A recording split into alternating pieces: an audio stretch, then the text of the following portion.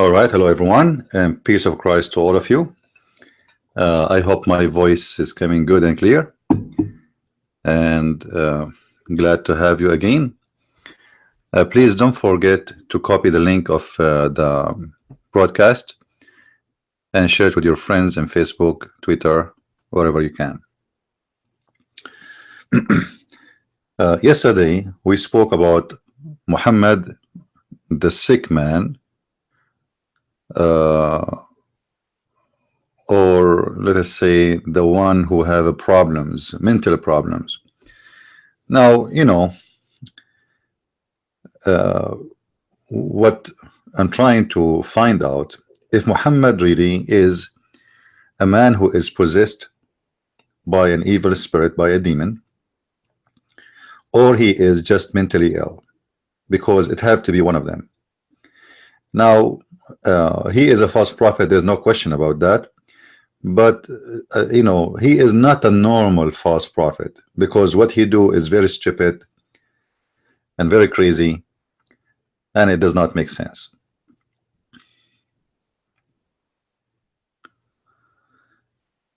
So today we will continue, but our continue today is going to be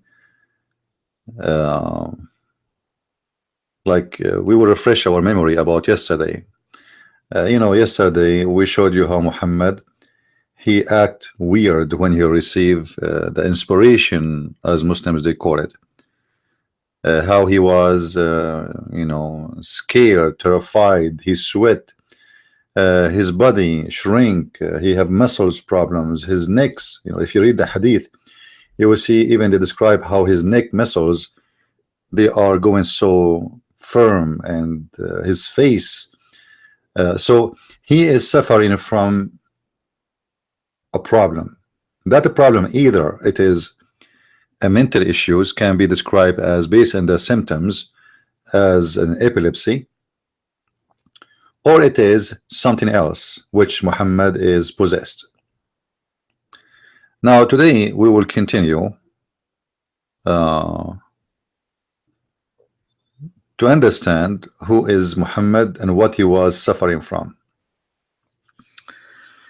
Yesterday in the text, I saw some Muslims getting upset, and they post text under my yesterday broadcast.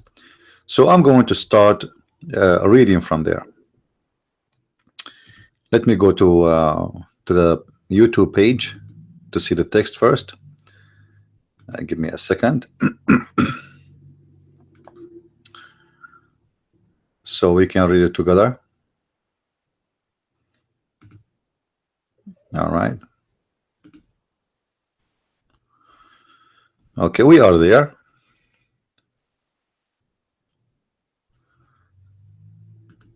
As usual, we share things as it is. And Muslims, they are more than welcome to post, and they call me names, no problem.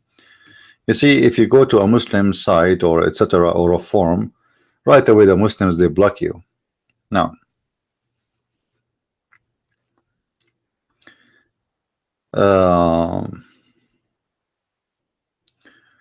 this guy, his name is Nightmare, and we know who is he.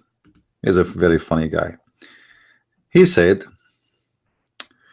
the donkey, he's calling me names, he does not need somebody to teach him about Islam. You have seen how many errors, and they are amateurs errors. I corrected to him about Islam, Arabic, Hadith, and Quran and Sirah. All right, I don't see anything he's saying there. Let's see the one after. The donkey said that Muhammad forbid playing in chess. The donkey does not know. What he forbade was not the chess, it was the dice from Persia, because it was from a form of gambling, and gambling is forbidden in Islam. Okay, let's read what more. Chapter 2, verse number 90. Oh, you have faith indeed, wine and gambling and idols and divining arose are ambitions, Satan doing, so avoid them. All right. The funny here, that all those things are the work of Satan, and including wine, but Allah, He promised me wine in the heaven, which means He's going to buy from Satan wine to provide to me. Now this guy, he is calling me names, saying that I do not know what I'm talking about, and the Prophet of Islam did not forbid chess. Now is he in the text? Is he in the text? Is he watching? Maybe not. So let us start see who is the donkey here. When I say Muslims, they have no idea what Islam is about, I mean it. You know, this guy, he is sure that his prophet did not forbid chess, as you say, and he's calling me donkey for saying that. The same time, he called me actually donkey for believing that the God of Islam has no spirit, and he called me donkey, if you remember. And after that, he went for 15 minutes and he came back crying, says, well, yeah, I found out that Allah, He have no spirit. You are right. So let us see if the Prophet of Islam, he forbade chess or not, and then we will see who is the donkey here. We go to the book of Hadith and we find the following.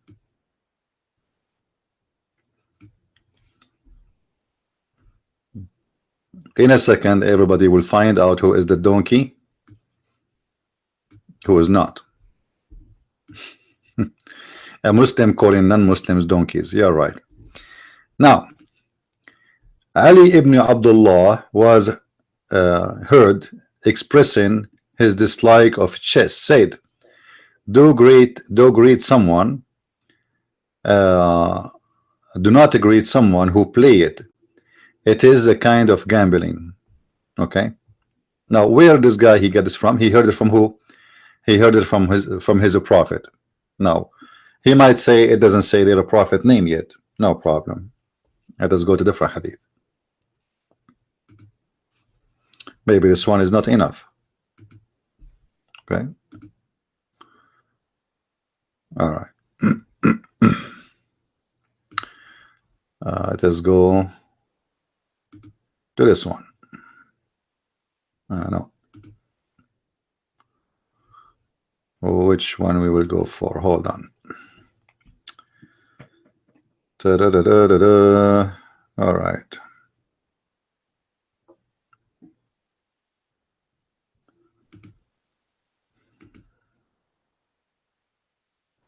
This one.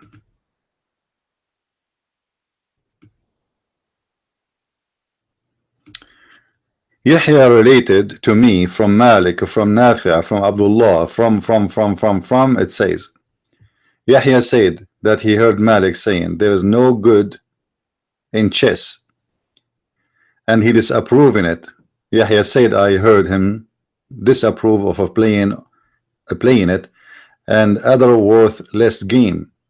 He recited this ayah, and he recited chapter 10 verse number 32. Now maybe that is not enough. Let us continue. Let us continue. Remember, he said that the one who said that shatranj, we call shatranj in Arabic, or chess in English, the one who say it's forbidden is a donkey. All right, now we continue.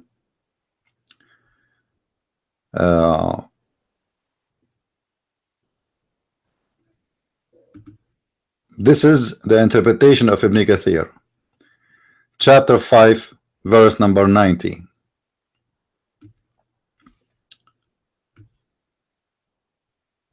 Let us make it bigger.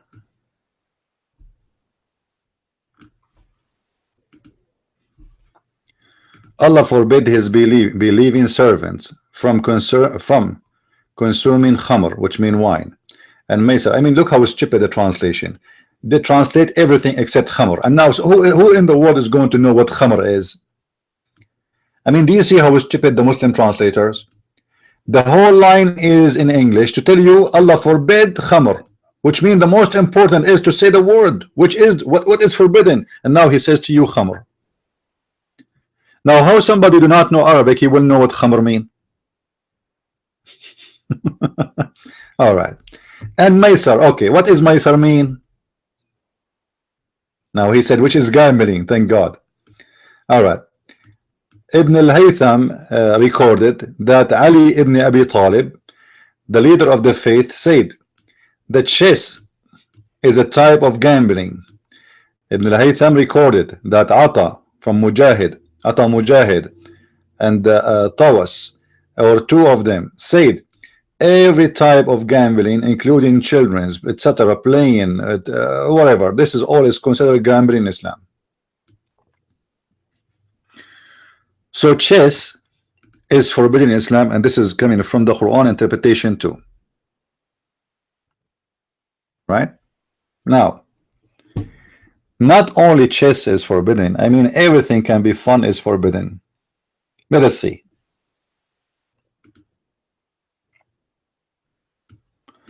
Muhammad, he allowed his followers to have one of two fun only. One of two fun.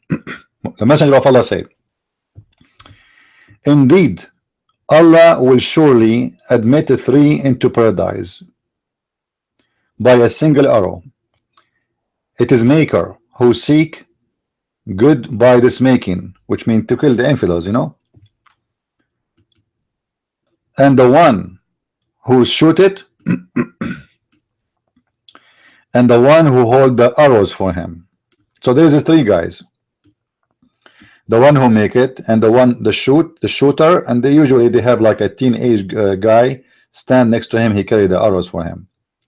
And he said, practice of archery and the practice of riding, and you should practice archery is more beloved to me than that you should ride. Okay. All right pastime that the Muslim man engage are falsehood. So even if you ride a horse for fun, you know, that's falsehood. You have to ride only for Muhammad, except if he is shooting of his bow. He's a training on his of his horse, and he is playing with his wife, which means having sex, you know. So what is not forbidden in Islam for fun? Nothing. Everything is forbidden. Muhammad is saying you have one of two options: you use your arrow to shoot for my sake, or you play with your wife. That's it.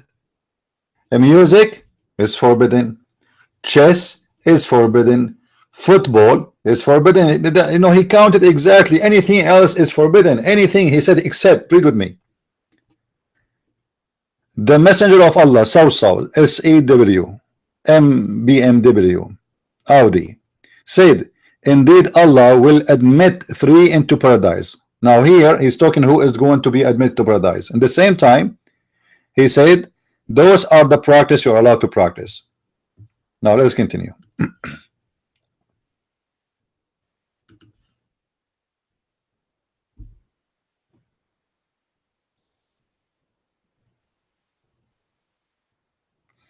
The same hadith here appear again. We don't want to repeat it for no reasons. Yeah, because he's you know, he is an army guy, right? Not only fun is forbidden in Islam, even having an equipment of farming. You know, we will talk about that. What about having a dog? What about having a dog? You know, dogs are beautiful animals. Dogs are beautiful animals. Muhammad forbid Muslims from having dogs, unless it is what?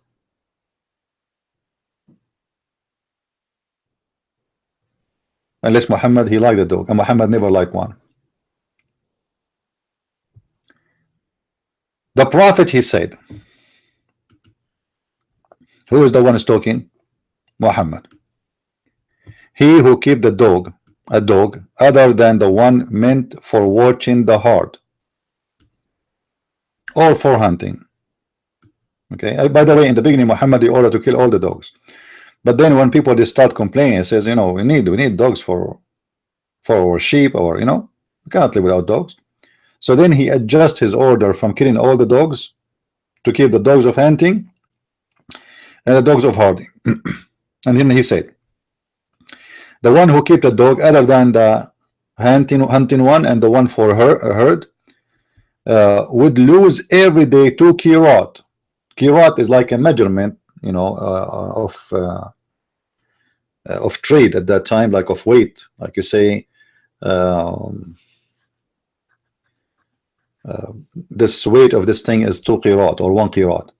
So Allah will take from your deeds 2 qirat for just having a dog in your house, as long as this dog is not one of those two, for hunting or for herding.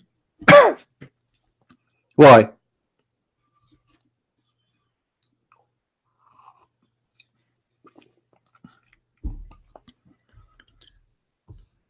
Why is that? King Ali, I don't want to see you in my text no more. You're a kid and you're stupid. Get out of here.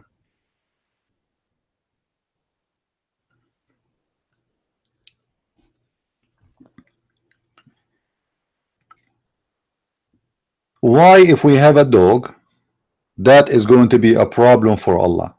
What exactly is happening? What is the sin a person he does when he have a dog?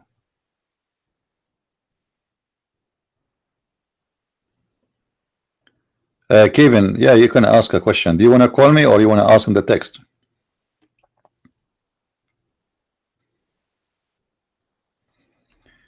Let me log in Skype. If you want to call me, it's up to you.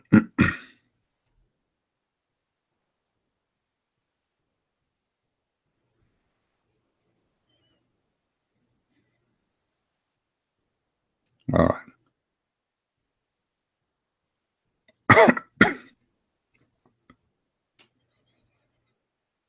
Okay.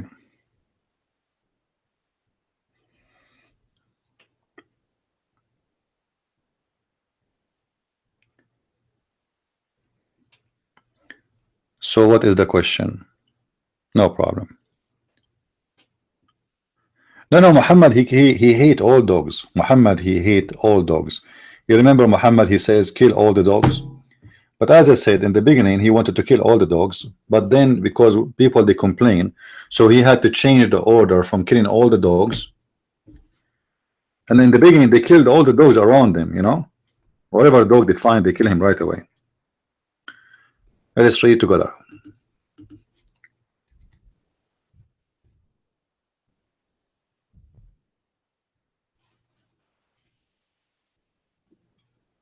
You see here, Malik related to me from Nafi' from etc.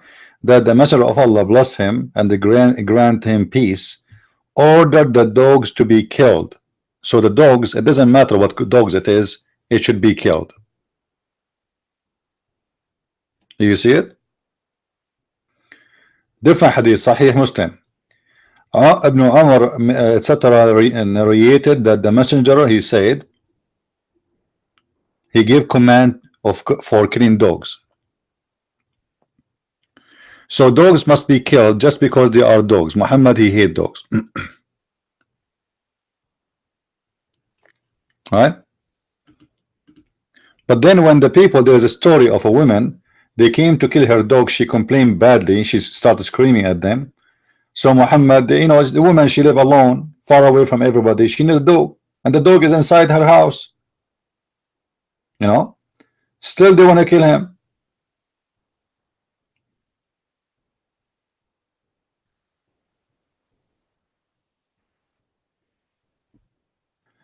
Here, look here, it says, Ibrahim, our companions used to allow us all sort of a playing things except for dogs. Us who? Do you know us who? In Arabic here it says Subyan, which means kids, as kids. So even kids didn't allow them to play with dogs. You know.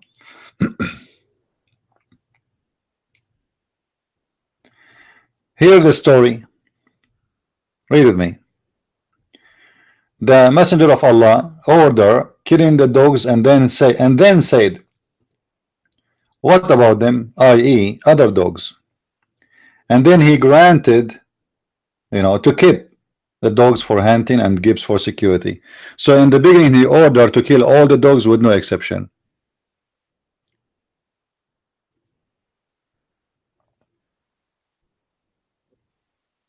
Muslims first, those who can say, they will say we don't accept the hadith, we accept the Quran.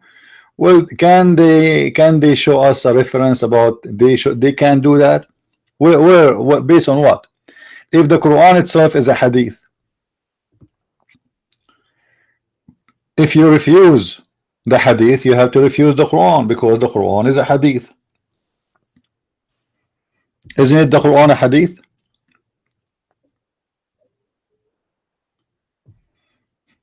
Any Muslim there?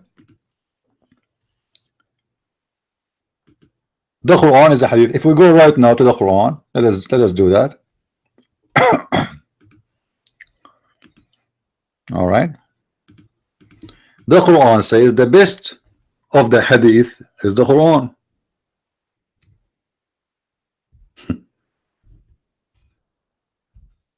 It is a hadith. Let's go to Arabic.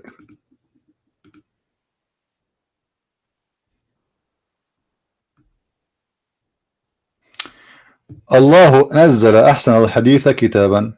Allah, he sent the best of hadith, a book. Chapter 39 verse number 23. The same way the Quran is collected, the same way the hadith is collected. Like, did Muhammad even give them a book? No. Do the Muslims have a book? It's called the Book of Muhammad? No. Do even the Muslims have the book? It's called the Book of Uthman? No.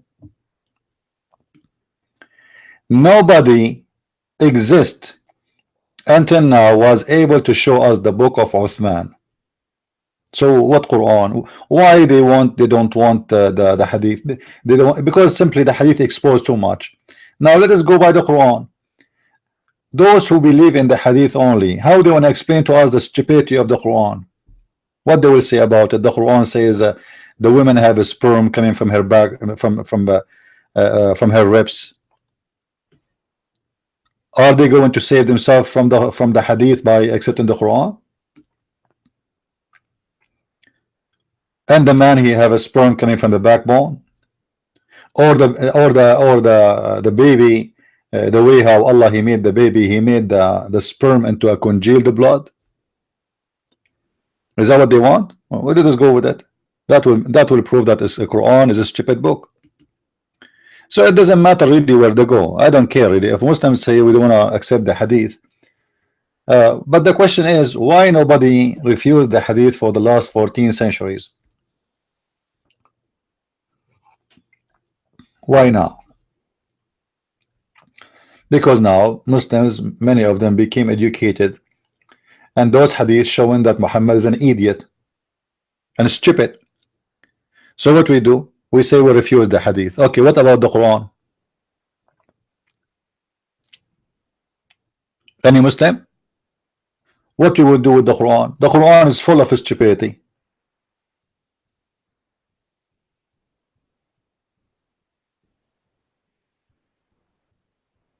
One of the stupidity of the Quran is the inheritance law. If you read it and you try to practice it, it's impossible. Obviously the one who made it, he have no idea what mathematics is. If the Muslims refuse the hadith, then how they practice praying? Where in the Quran it says pray 5 times? Show me. Where they get the prayer from? From the Quran or from the hadith? What is the punishment in the Quran for rape? No punishment. All right. How to pray?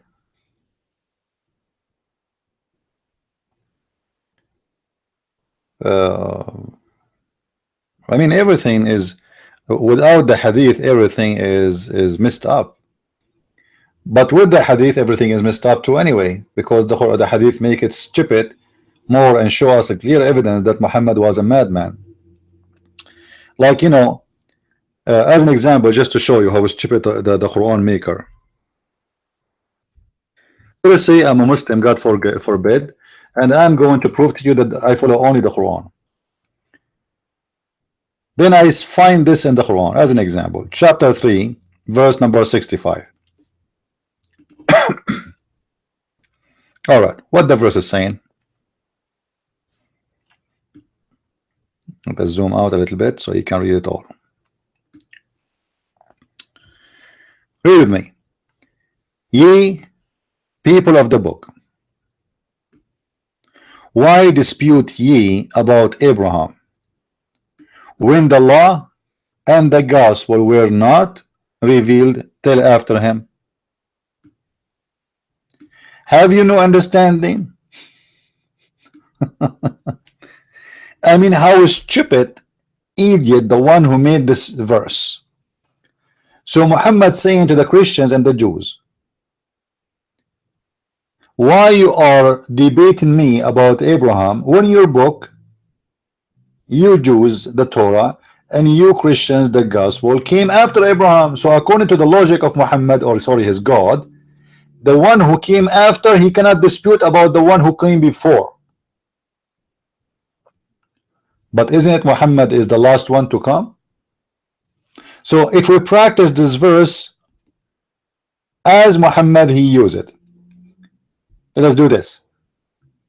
Ye the Muslims, you the Muslims, the people of the Quran, why dispute ye about Abraham when the Quran came after the law, the Torah, and after the gospel? Do you see how stupid it is? Let's make it a different way.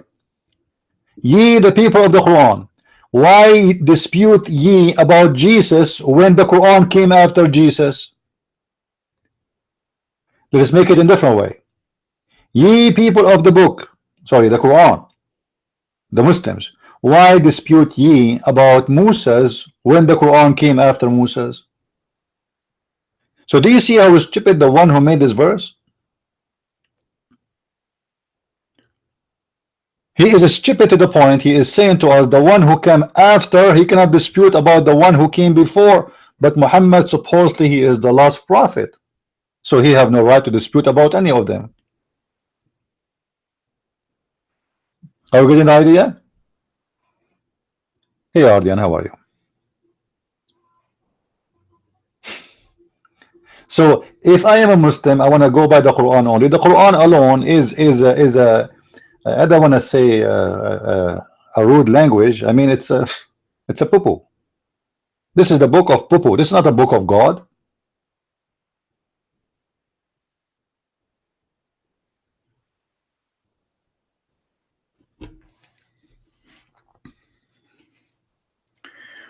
Well, you know, simply the Jews and the Christians don't believe Muhammad is following Abraham, and we can prove that easy. You see, one of the lies the Muslims they always give us, that Muhammad was Abrahamic.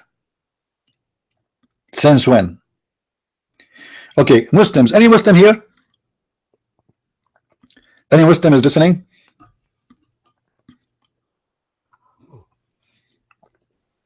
If there is any Muslim here, please let me know. I would like to hear your answer. Muhammad, from the beginning of his life until he became a prophet, which means 40 years of age. 40 years of age. I'm typing in Arabic, sorry, the numbers in Arabic.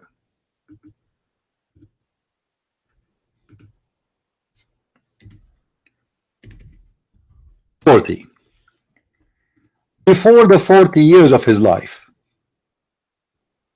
what his religion was. Any Muslim can tell me?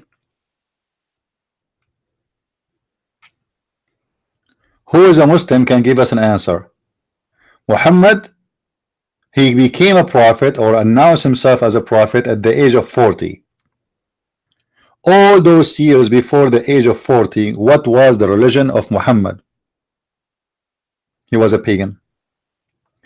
His father is a pagan. his mother is a pagan, his grandfather is a pagan, his uncle is a pagan, his other uncle is a pagan, all the family are pagans. So why they lie to us and they say Muhammad was an Abrahamic? Even the Quran confirmed that Muhammad was a pagan. Let us read together.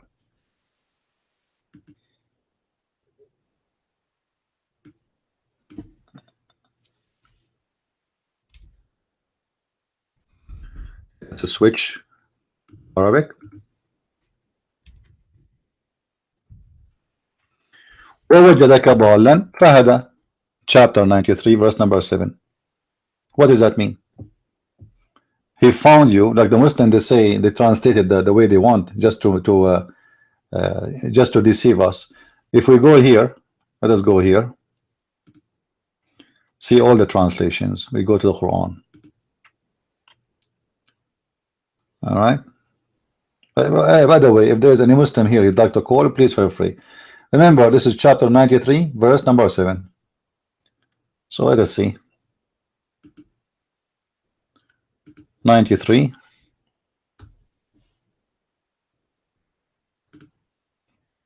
verse number 7. All right, this is all the Muslim translations, most of it actually. There is some more. Did he find you perplexed and show you the way? Did he not find you astray and guide you? Muhammad was astray, okay, and found you deeply engrossed in his love. What does that mean? And then he directed you. Did he not find you the earring, and then he guided thee? Oh, earring, okay. And he found you lost. Muhammad was lost and he guided you. He found thee wandering. Muhammad is wandering, okay.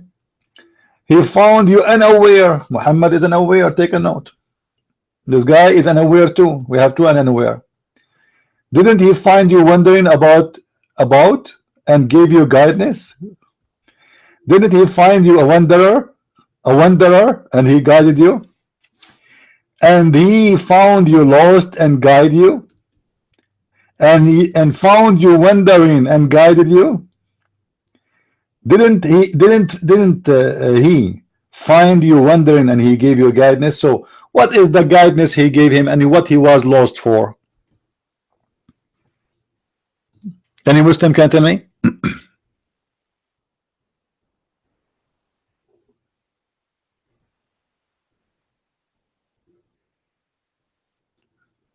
Muhammad was lost. What does it mean Muhammad was lost? What is that? He found you lost and he guided you. So Muhammad was unguided.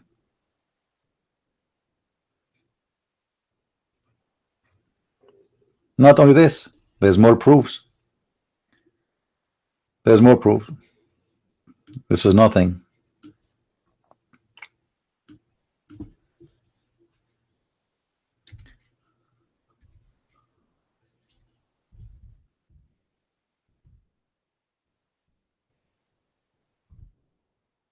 Hold on.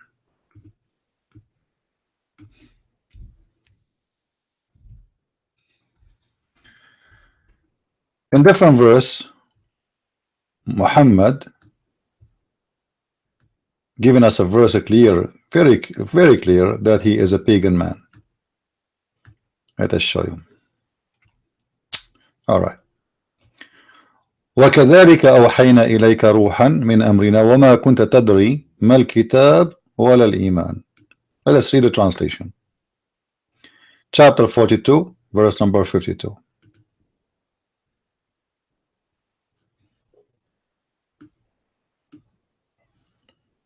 I hope the text is clear. All right. And thus we by our command send inspiration to thee, thou knowest not before, between two brackets, what was revelation and what was faith. Do you see it?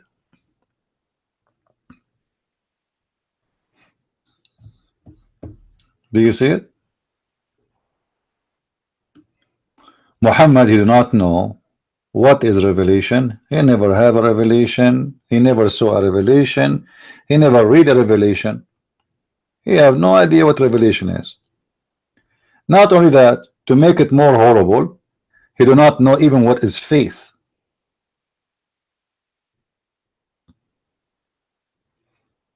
Do you see it? He did not know what is faith.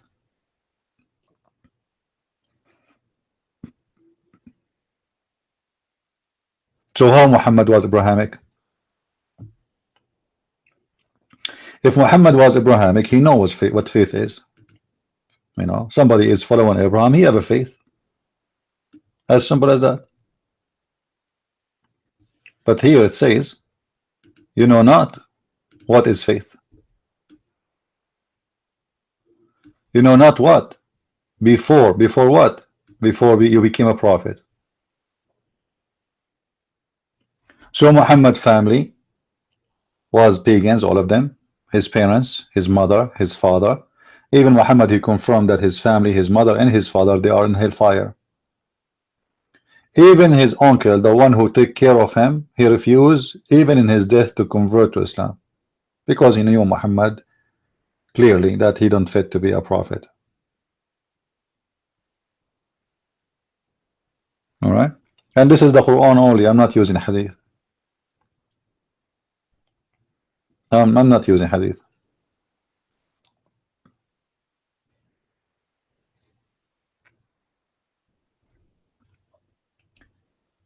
So if somebody he is a Quran only, I mean that will make me laugh. Bring him over. Bring me somebody is Quran only. Let us see how long he can handle it. And I promise I will not show him anything from the hadith as long he is Quran only. Now actually there's another post in the video, under the video, of a Muslim. I would like to read it. This guy, his name is Yazid Saleh. He's saying here, Christian Prince exposed. I think this is me in the minute. 32:27 playing chess is haram. No, it is dice. Well, I showed you, idiot. It is the chess. Actually, you do not need to be a genius. Just go here, type the word chess, and you will see it. But what we can do, a follower of the Prophet of the Abdul, he cannot do better. They are illiterate. Do you see it?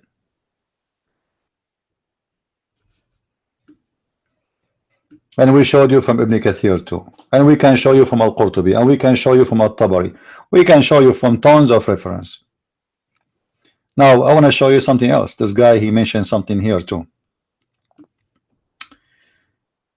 Christian Prince exposed 9:12 time mark ringing the bell instrument of Satan. Why Muhammad he received the revelation as bell? Explanation by a scholar. Okay, let us read the explanation. You see, we want to give the Muslims their right to explain why Muhammad received the inspiration as a sound of a bell. All right. So the question here, I have a question. Let us zoom more. I have a question. I read Revelation sometime used to count down to the prophet like the ringing of a bell. And other authentic hadith, the angels did not accompany a caravan that has a dog or a bell. Please clarify this contradiction. That's a good question. Thank you, Muslim, for posting this website.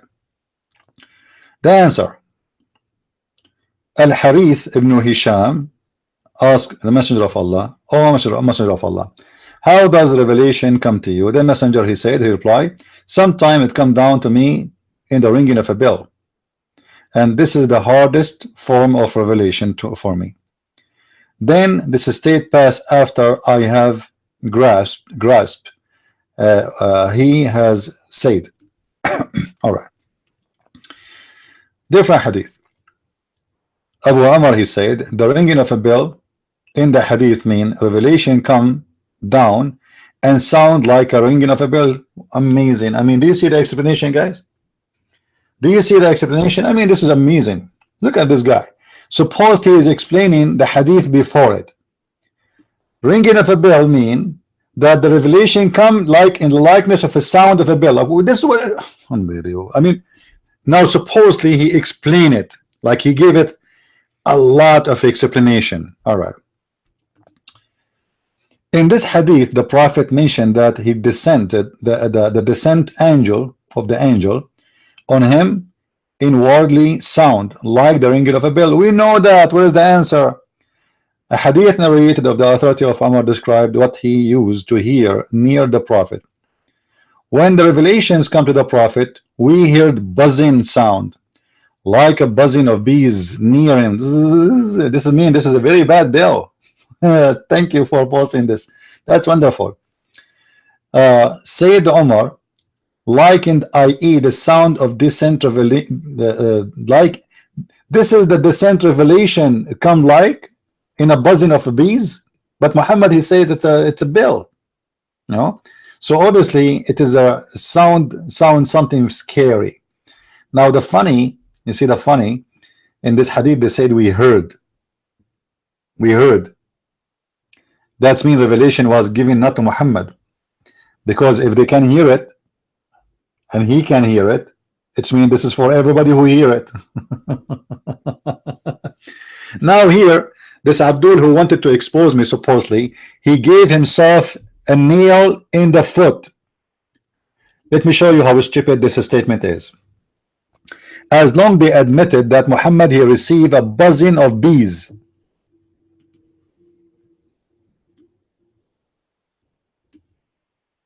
This is the website you gave me, not my website, right? It's not my website, not even my choice. This is the Muslim, he chose it for us. As long he receive it in the sound of a buzz, whatever it is. How Muhammad was able to make it Arabic? He did not receive Arabic words. You know what I mean? So Muhammad he heard this, and then became Bismillahir Rahmanir Rahim, Alif Lam Mim, Shish Kebab, Amin. Like, come on.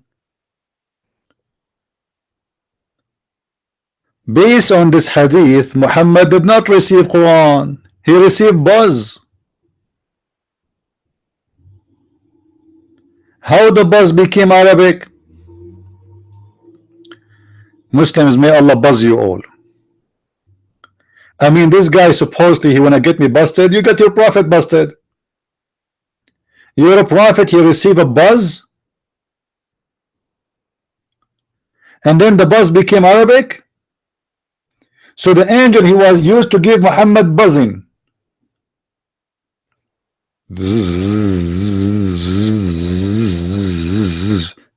And then after the angel he leave, Muhammad he says, any woman she wanna give herself to the prophet, she open her legs for me right now. Take off your panty. Allah he said, it's lawful for you to sleep with the following: your cousin and the cousin of your cousin and the cousin of your auntie and the auntie of your auntie and the cousin of the cousin of the cousin and the neighbors. Buzz, I mean. So the angel used to come to Muhammad, say to him, buzzing, buzzing, buzzing, buzzing, buzzing, buzzing, buzz, buzzing, buzzing, buzzing, buzz, buzzing, buzz, buzzing, the buzzing, buzz, buzz, buzz, buzz, I mean. Then the angel he leave, then it become like this. Bismillahirrahmanirrahim, buzz, buzz, buzz, aim. What's wrong with you Muslims? And supposedly this is getting me busted? Are you serious? Hold on guys, I have somebody in the door. Hold on. I got a delivery. I heard a buzz.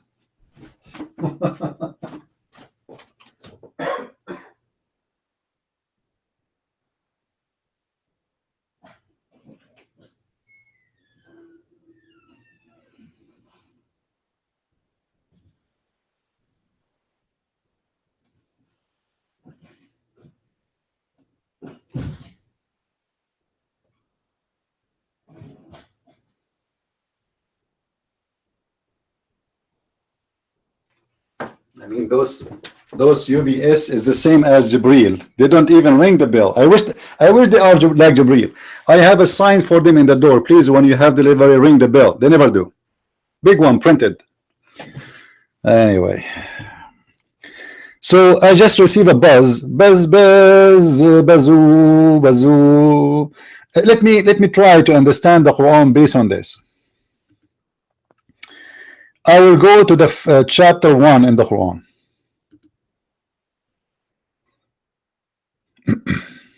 Chapter 1 in the Quran.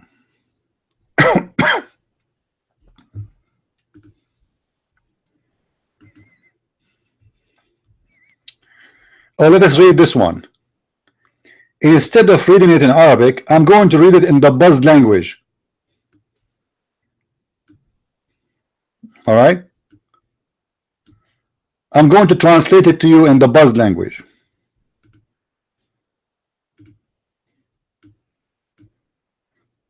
Remember, in Arabic, we read it from right to left. Zzz. Ziu Zabil Zazuz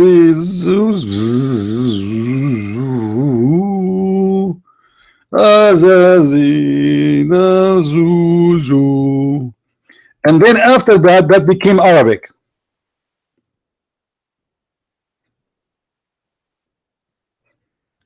Muslims, who is the stupid here?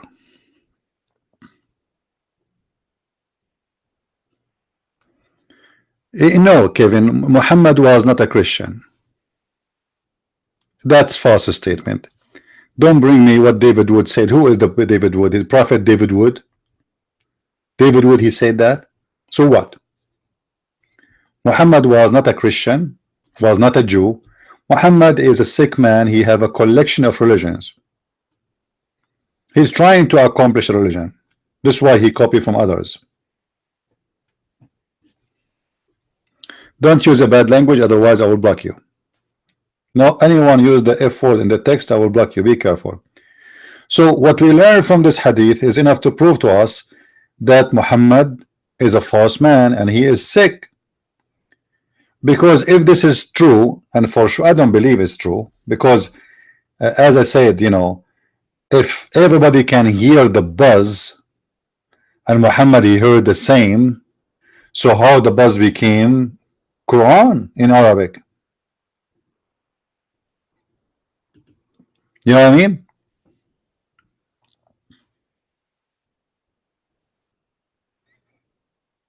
Do we have any Muslim here? Want to explain to us the buzzing thing? And the hadith says from the beginning, even in the explanation, it says the sound is a sound, the ring of a bell. How the ring of a bell became a buzz? Buzz is not a ringing of a bell. The hadith says ringing of a bell. The interpretation says ringing of a bell. Abu Umar said, Ibn Abdullah, etc. The ringing of a bell in the hadith mean revelations come down in a sound of a like of a bell. As simple as that. There's no buzz was.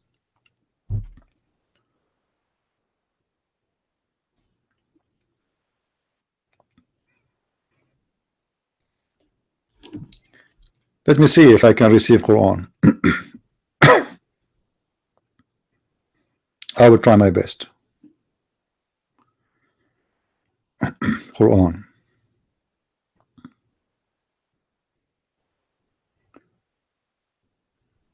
I'm just trying to create Quran right now.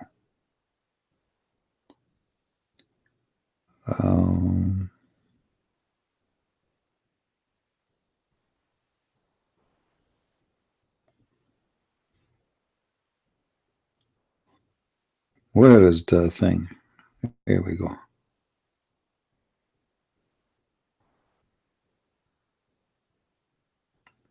Let us see. Which one is going to be the one we can send to Muhammad?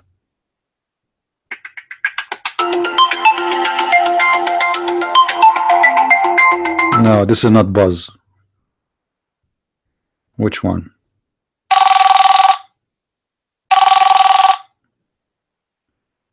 Ah, sound like a little bit like Hadith, not Quran.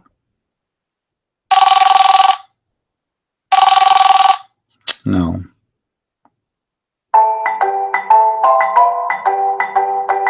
No, because it was very harsh. It was very ugly, you know. Where is the... No, not this one. No, not this one. I mean, where we can find... I don't have in my phone the normal ring. You believe it? In my phone, I don't have any normal ring. No, all of those, they don't fit. They don't fit. I'm just trying to make Quran, but I could not make it. I mean, a prophet, he received ringing. How the ringing became Arabic? Even the Muslims in their website, they witnessed that they heard it. They heard what? When revelations come down to the prophet, we hear a buzzing sound, like a buzzing of a bees near him.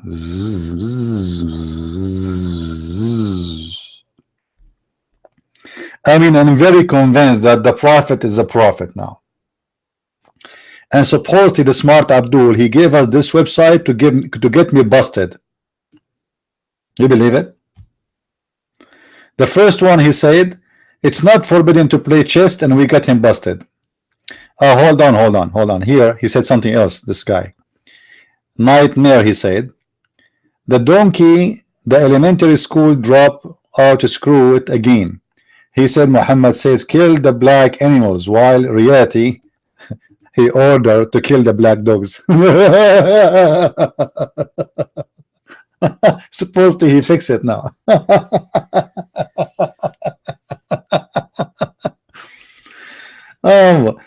You guys, do you believe it? How stupid they are? Do you see how stupid they are?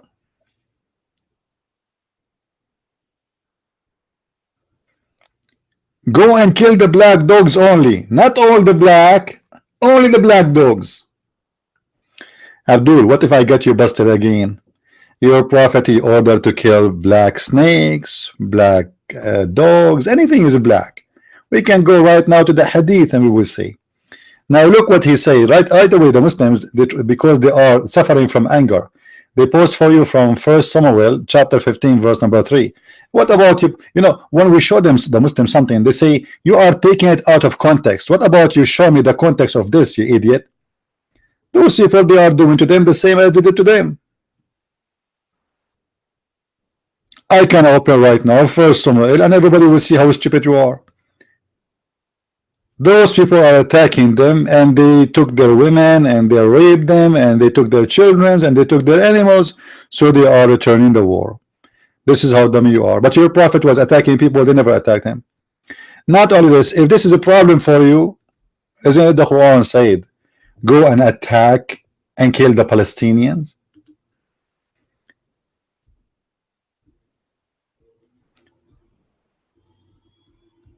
And did the Jews attack their neighbor because they are black? No, they were not black. They were white. Both of them, they are white. Let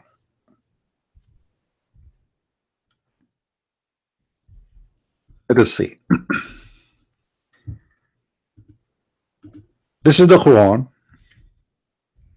Guys, if you don't mind, just copy the link of the video and paste on your Facebook page or friend page, so we have more and more people to come over. يا قوم ادخلوا الأرض المقدسة التي كتب الله لكم. Oh people, enter the land, the holy land, which is Allah assigned to you. Allah speaking to who? To the Jews. Who was of the Jews? Moses. Saying to him what? Go and attack the Palestinians. You see the scams of the Muslims today. They say to you, the Jews, they occupy the land of the Palestinians. They cry for them, right? But It was Allah in the Quran who ordered the Jews to attack the Palestinians. And not only that, Allah, He called those who like to attack and kill the Palestinian, He called them decent men. Look, when Moses says to them, "Oh my people, enter the Holy Land which Allah assigned to you," and here take a note please, Allah assigned to you. Do you see it? So if somebody, if you are a Jew and a Muslim, he tried to debate you about that, say to him, "Idiot, even your book confirmed that this is a land is assigned to us." Do you see it? This land is assigned to us as a Jews. So why you are saying we are occupation? Who is the one who assigned the land to them?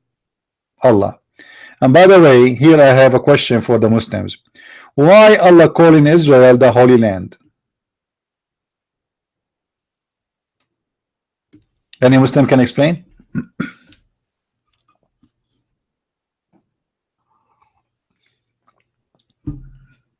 Any brave Muslim have the courage to tell us why it's the Holy Land? You see, the word muqaddasa in Arabic never mentioned in the Quran except in this verse, which means holy.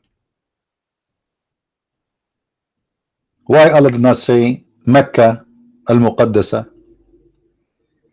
Why only Israel is the Holy Land?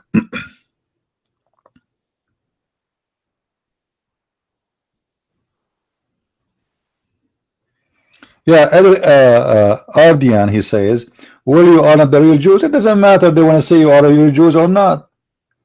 This land is assigned to the Jews.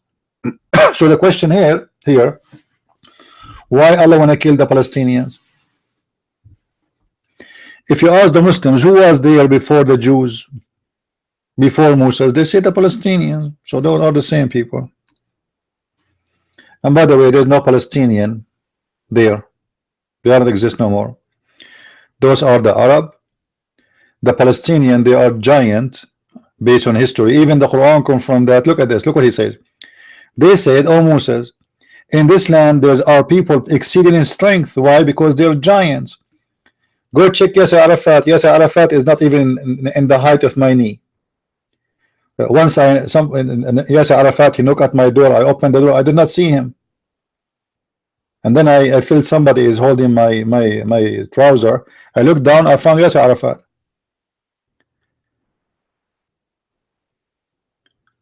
So those are not Palestinians. The real Palestinian, they used to be giant. They called them giant. Go and see Ahmed Abbas, the president of the Palestinian. He is not even 5 foot tall, and he wear high heels.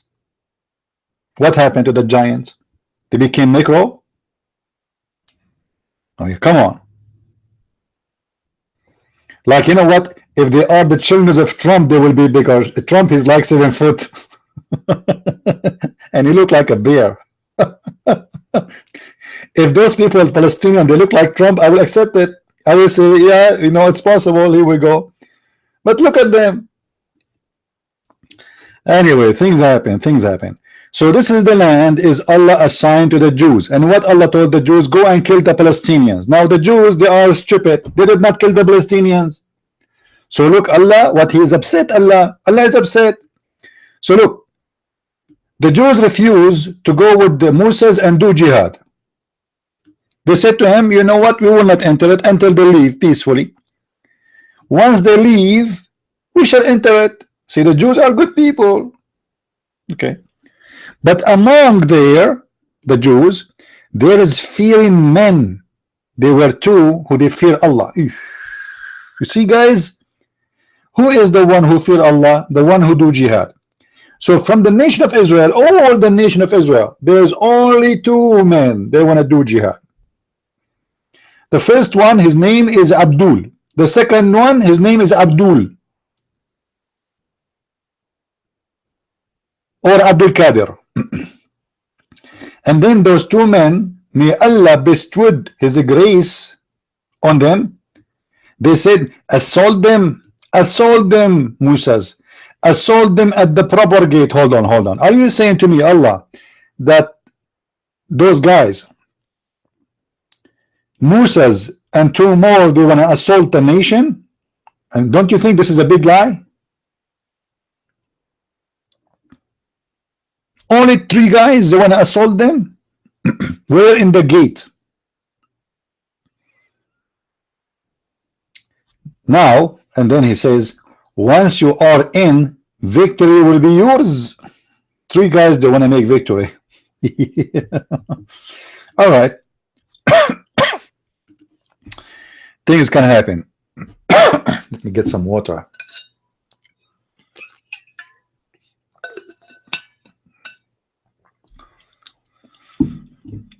Then because the Jews, they refused to attack the Palestinians, according to the Quran, Allah, he punished the Jews. Do you know what Allah he did? He made them lose their way for 40 years.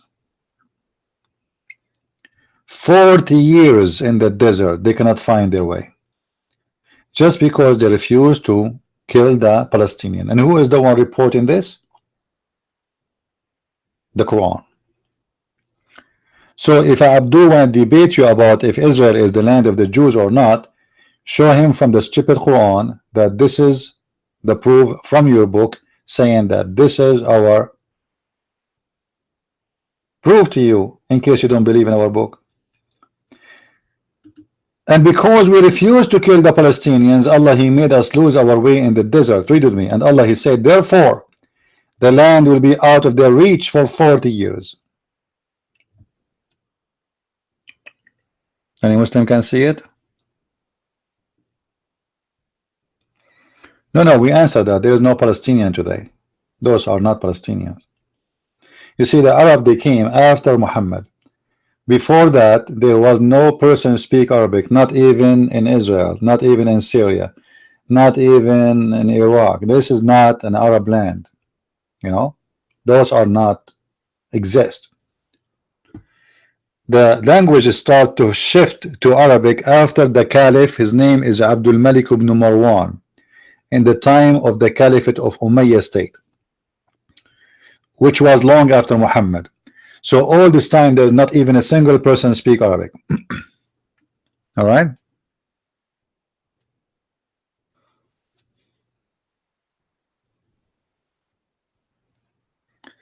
Do we have any Muslim who want to call us?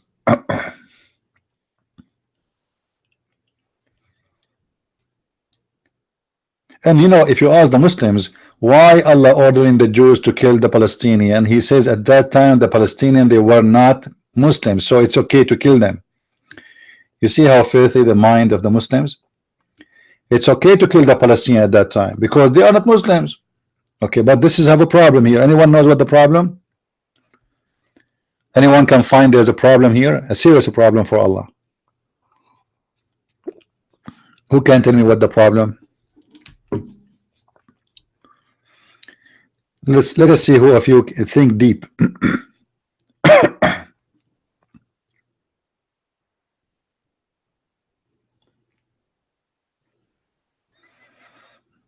Anyone notice?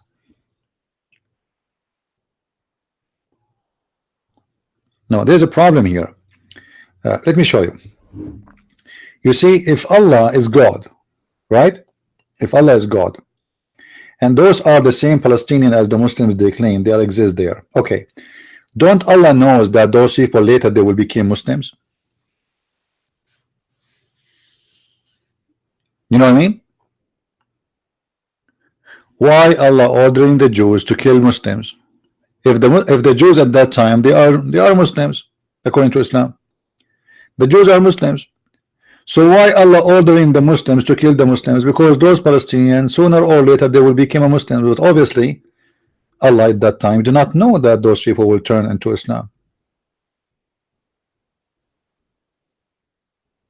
Do we have any Abdul?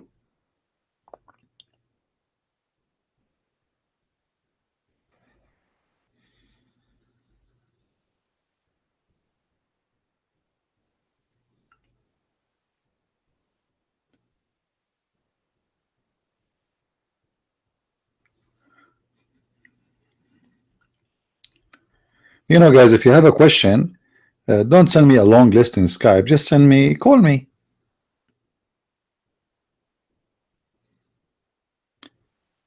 I'm not going to read an article. Just call me. I do not need to prepare for a question. Just give me a call. Now, we continue with Muhammad suffering from very bad illness. What is the problem of Muhammad?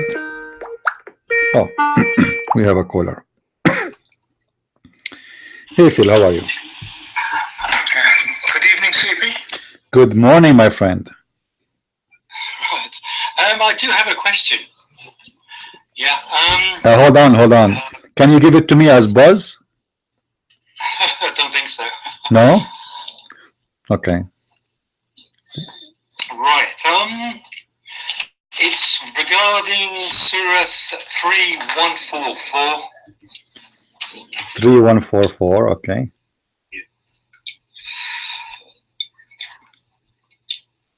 Regarding Surah 3144. I have an echo.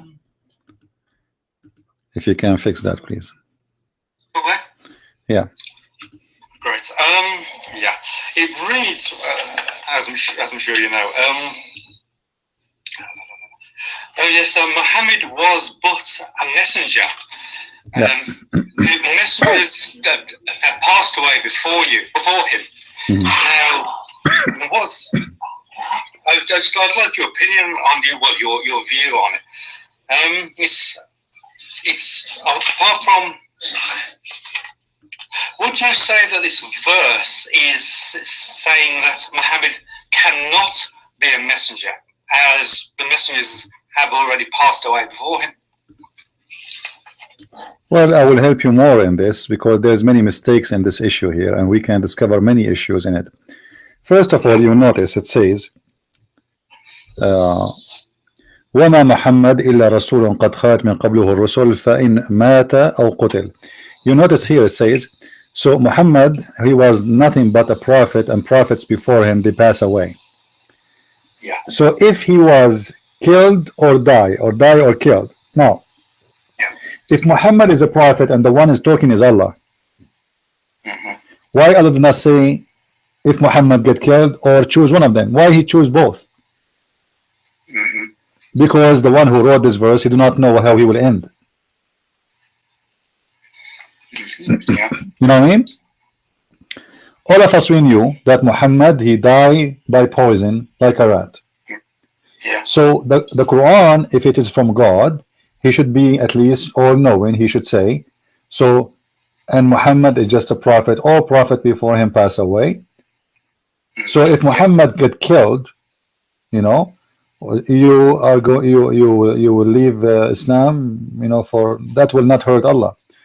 And the other problem here, when he says that Muhammad is a messenger, all the messengers before him, they pass away. That means Jesus is dead. Yeah, it is indeed. Yeah.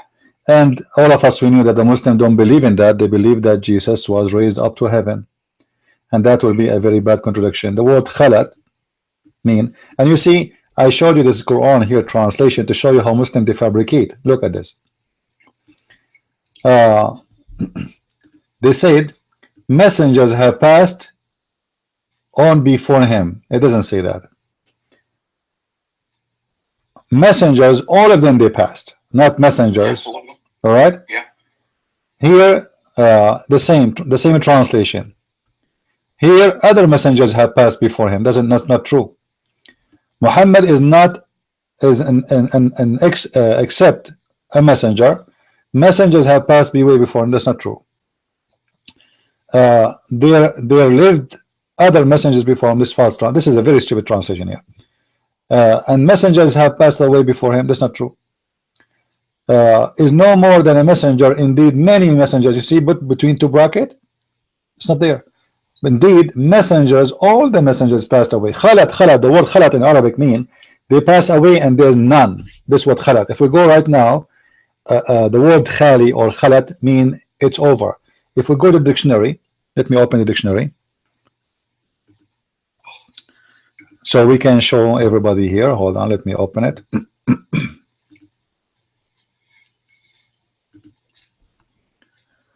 All right, I will type the word khalat. Actually, I will copy it from the Quran as it is. So Muslims will not say I changed the word. This is the Muslim dictionary, not my dictionary. And this is the word khalat. All right.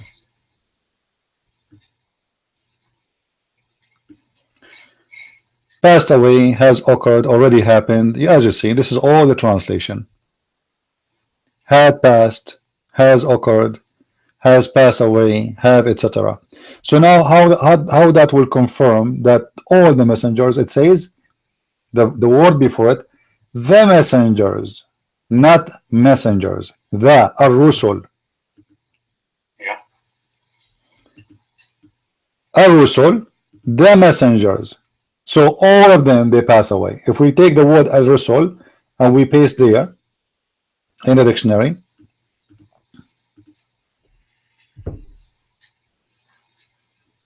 do you see it? The messengers. So if we put the two words together, passed away the messengers. So the messengers, all of them, they pass away. Yeah, all of them. Yeah. Yeah. So Any other question? one on this same verse, I'm wondering if there's also a grammatical error, because I remember I'm only a beginner with Arabic, but khalat looks wrong. I think it would look to me that it would be right if the messengers were non-human, but it looks wrong to me. No, you know, you hear you say that Muhammad, he is just a messenger. Messengers before him, they pass away. So the verse saying that Muhammad is the same as the rest is not saying he is different. So what it's saying, actually, he is going to pass away, but the Quran is not sure if he will pass away by getting killed or by normal death. So there's no problem here. You know, grammatical errors, we have tons of them in the Quran, but in here, in the meaning, it's coming fine. There's no problem with it. Yeah. Excellent. Yeah. I do have another question. Okay. And this one is to do with Surah 932. All right. Right. They want to extinguish the light of Allah with their mouths, and Allah refuses but to perfect his light, even if the Kafirun have disliked it. Now, I'm not sure whom Allah is refusing, whether it's the Kafirun or himself, but it suggests to me that Allah is accepting that his light will be perfected, and in order to his light will be extinguished in order to perfect his light. In any event, this verse does show that his light is imperfect and needs to be perfected. I wonder how you see this. Well, I'm trying to understand. You are saying, can you repeat it again? I did not get what you are trying to say. Yeah, sure. My first thought was about whom is being refused. Are the Kafirun, the disbelievers, being refused to extinguish the light, or is Allah refusing to? Yeah, but you know, here we don't want to do what the Muslims do. We don't want to take it out of its meaning. Simply, the word here is about, or the verse here, that those who don't believe, they are trying to hide or to stop Islam. So the nur of Allah here is Islam. All right, it's a metaphorical thing. So it still is valid, I know, and he is saying is going to be revealed. The kuffar, they like it or not. So what the problem? What is the problem? Well, it does. The way it reads to me is that there is a suggestion that the light will be extinguished in order to perfect it. So perhaps it's just the way I'm reading it. No, you know, this is their wish. This is their wish to do so, but they will not succeed. All right, they will not succeed. You see, those things are just, all of them, they are metaphorical. However, if you want to focus about problems, as an example, when Allah, he said that 100 of you can fight 1,000, that is a huge problem, because he made a prophecy about you will win, and they lost, you know, and then he changed it from 100 to 1,000 to 100 to 200. That's clear. Here, it just you know, a statement, metaphorical statement. But it remind me here, if you remember, the Muslims, they say in one of their miracles that the word Nur mean the reflected moon. You remember? Yeah, I do. Yeah. All right, but here who is the Nur? Nurullah. So when the Muslims, they say the miracle of the scientific miracle of the word Nur, when Allah he speak about the moon, he call it Nur, and they claim that the word Nur mean reflected light. It's a big fat lie, because that mean Allah light is reflected too. Yeah.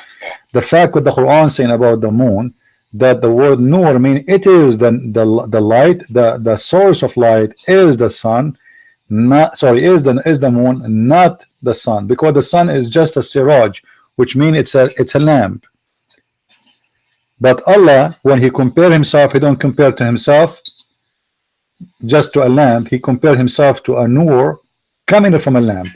If we go to the Quran, we will find this.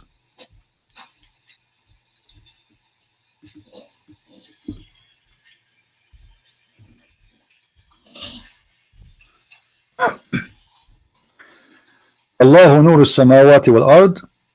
You can open to chapter 24, verse number 35. Allah is the nur, which means the light of the heaven and the earth, which is an example of his light. Allah is giving an example of his light, how his light function. And what is the word light here again? It is nur. All right, as if there were a niche and within a lamp, and the lamp enclosed in a glass, and the glass as it were a brilliant star, light from blessed tree, on olive, neither of the east nor of the west. Now, if you see here with me, the lamp is reflecting the light because it have a glass around it. It have a niche. It is in a niche. And the light is the one who is Nur. The Muslims in their false miracle, they switch. They made the lamp is the source of light, and they made the Nur the reflected light, when the Quran says the opposite, because Allah is Nur, and the example of his light is the following: as if a light which is in a niche, and that niche is within a lamp, and the lamp is enclosed in a glass, and that means this is reflection, because we don't see really what we see from the lamp is a reflection, because it hit first inside this machine, which we call it the lamp. There's a glass, there's etc. So the light hit the glass, and then the glass more shiny now, and then the light come to us. But what come to us is the nur. Anything else? Just one small thing. I forget which verse it is. It's the one where, well, actually, I think word only occurs in one instance. I'm thinking of the word ghayat. Whether in Arabic that is considered an offensive word. What is the word? Or good word. What is the word? Ghayat, if I pronounce it correctly. In a sense of feces. You mean al-ghayat? Yeah, ghayat means, excuse my language, means shit. You do not need to say feces. It is shit. Would it be considered an offensive word in everyday Arabic? It is a bad word, like it's a discussion word to say. And the discussion about it says, if you come from a prayer and you touch women or shit, you have to wash, So this is chapter 4, verse number 43. So if you like in your way to pray and you touch one of two, either shit or women, then you have to wash. If you could not find water, then you can wash yourself with sand. You see it? Which is very bad, because sands can contain a lot of bacteria, especially the feces of dogs and animals. Especially you are not in a clean area, like if you are in the desert and there is nothing there, that is possible to clean your hand by sand. It can work, But if you are living in an area which is populated and there's animals, then the sand is a farm of bacteria. All right. Yeah. Anything else, my friend? No, that's it actually. All right. Oh. Thank you very much for calling. Thank you, my friend. Thank you. Okay. Yeah, Muhammad is teaching them that you can wash yourself by touching the sand. If you remember in the hadith, even the mosque was not clean. It was very filthy and dirty because dogs used to go inside and do pee. Let us see.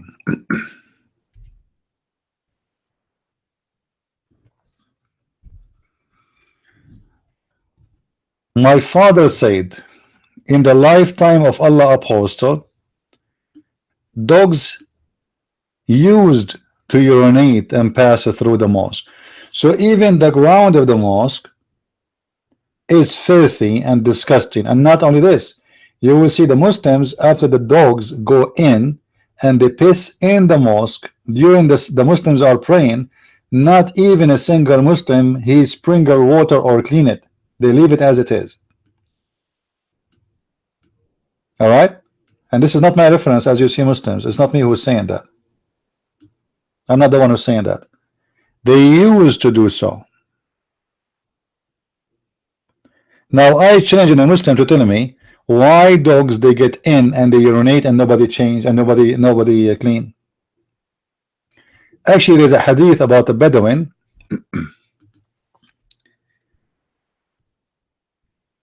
He went inside the mosque, he left up his dress, he grabbed his penis, and he started pissing in the mosque during the prayer. When the Muslims they stood to stop him, the Prophet he said, let him finish. What's wrong with you?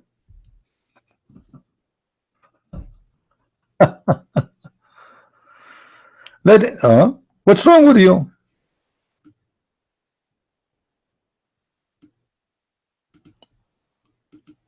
Why you want to stop him? Why? What the problem? And here you will see Muhammad, how coward he was. When Muhammad was weak, you can go inside the mosque and you can piss in the middle of the mosque and he have no problem because he was weak. After Muhammad he got an army, if you even try, he will cut you pieces. But now Muhammad is a coward. Look here. A Bedouin entered the mosque when the messenger of Allah was sitting there. Let us see. And the man said, "Oh Allah, forgive me and Muhammad, and do not forgive anyone else with us." The messenger of Allah smiled and said, "You have placed restrictions on something that is vast." Then the Bedouin turned away and went to the corner of the mosque, and he spread his legs and he began to urinate.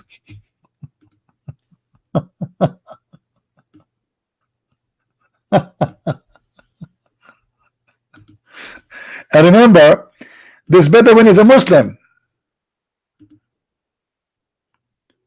This Bedouin is a Muslim because he says, "Oh Allah," right? Do you see him praying to Allah? You see the Bedouin? He's praying to Allah. He says, "Oh Allah," this man, he said, "Oh Allah, forgive me."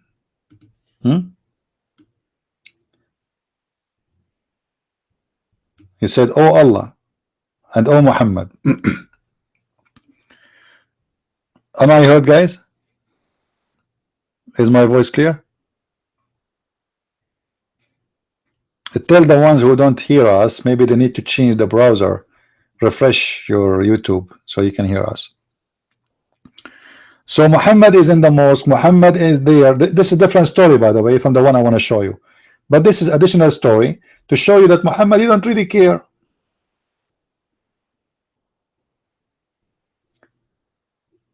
And then Muhammad did not even insult the guy. Look how nice Muhammad was. Look what Muhammad he said. He spread his legs and he began to urinate. After he had a better understanding, the Bedouin said, he got up and come to me. And may my father and mother be ransomed for him. He did not rebuke me, nor reveal me.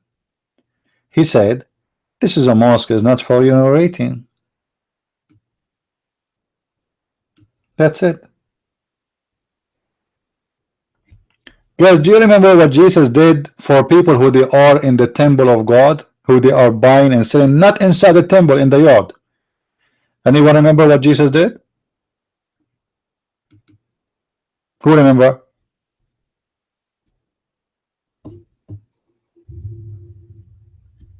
Who remember? The Messiah, he flipped their table, he kicked them out just for buying and selling. They are not pissing there, not even inside the temple. They are not even inside. You know, the Jewish temple have, there is a yard, and then there's other yard, and there is like the temple. So they are really not inside, you know, but still they are inside the fence of the temple. And yet Jesus, he kicked them out. Muhammad, people, they go inside the house of God, which the Muslims now, they are building the biggest mosque in the world, and they call it the Holy Land. And the man, he spread his legs and he grabbed his penis, and then he start spraying. And after all of this, Muhammad did not even get upset.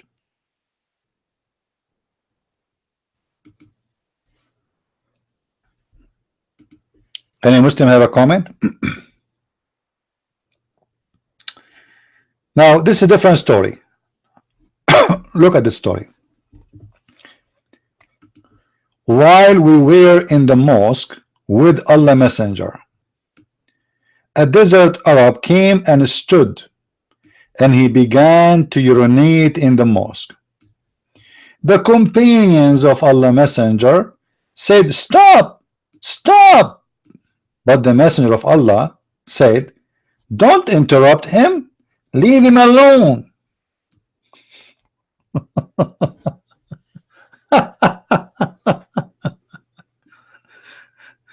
Any Muslim have explanation?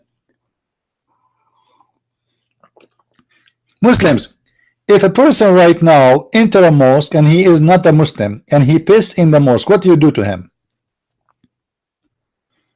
If a person enter in Saudi Arabia, in Pakistan, in Bangladesh, and he piss inside the mosque, what will happen to him?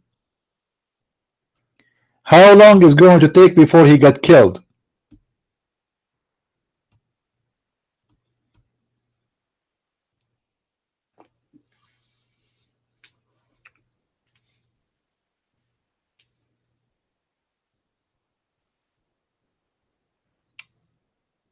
Any Muslim can explain to us? At that time, Muhammad was a weak man, so he's a coward. He don't mind. You see the difference? When Muhammad is a weak man, he have no problem. Dogs, they piss in, dogs get in, men, they got in and they got their penis and they grab it and they spray all over. It's okay. Let him do it. I mean, what's the problem?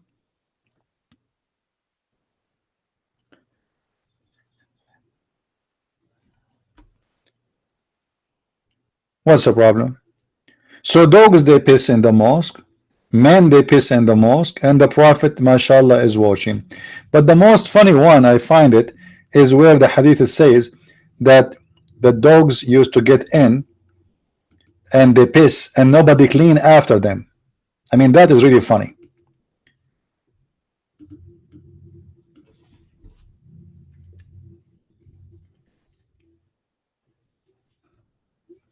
You know what I mean? This one is really funny. I used to sleep in the mosque in the lifetime of the Messenger of Allah when I was young and bachelor. The dogs would urinate frequently visiting the mosque.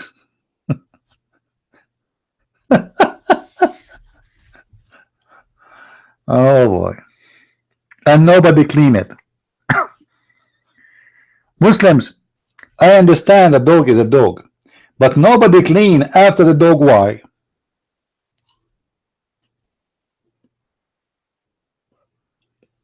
It's an animal, you know. He's an animal. He don't, you know, he pisses everywhere. Now, animal is doing what animals do. So we are not going to blame the Muslims for the dog pissing in the mosque. No, but why nobody spring over it? And it says they used, and here it says frequently.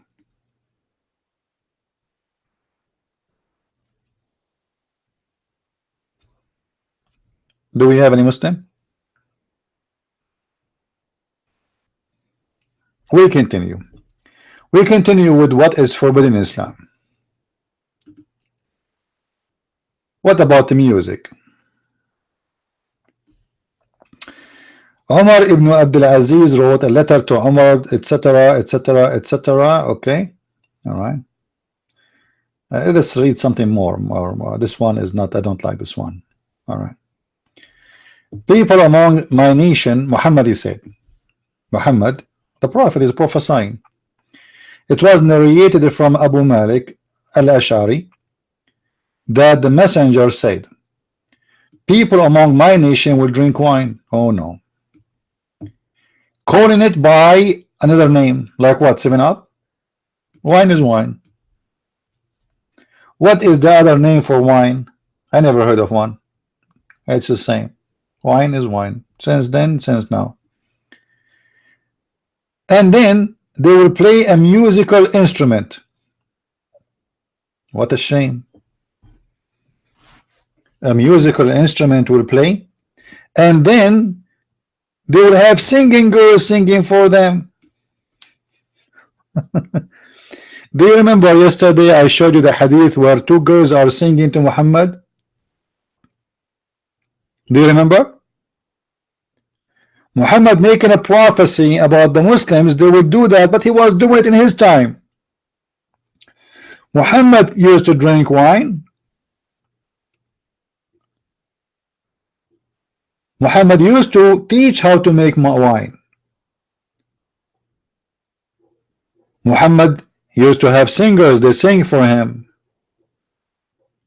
Muhammad, he used to have people playing with the drum for him. But now he's saying that time will come and my people will do this and this and that. And look what he said, which is more funny, which is proven to us that he is a false prophet. Those who do those things, which one? Who will drink wine? Let us count together again. Those who do those things, which is drinking wine, playing a musical instrument, listening to singing girls, what Allah will do to them?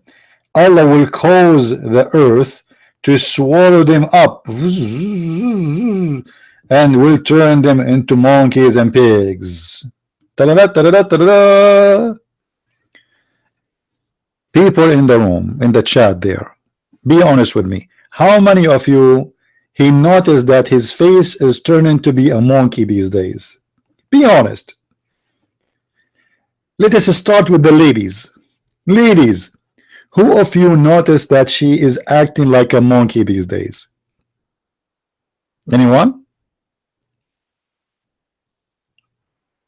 Nobody? Okay, men. Who of you noticed that Allah, he changed in his look into a monkey and a pig, and you feel like the ground is taking you down?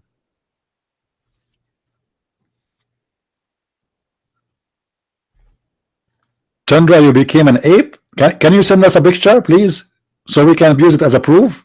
I mean, isn't it this is enough to prove that Muhammad is a stupid madman? Show me one person, he drank wine, Allah made him a pig or a monkey, and the earth is swallowing him. You know, I don't drink really much. I mean, I drink wine in winter time because it's cold, like it warm me up. But I mean, maybe in the whole winter I drink a couple of small cups. That's it. I don't drink really. But I look, last time I look at the mirror, I didn't notice anything changing.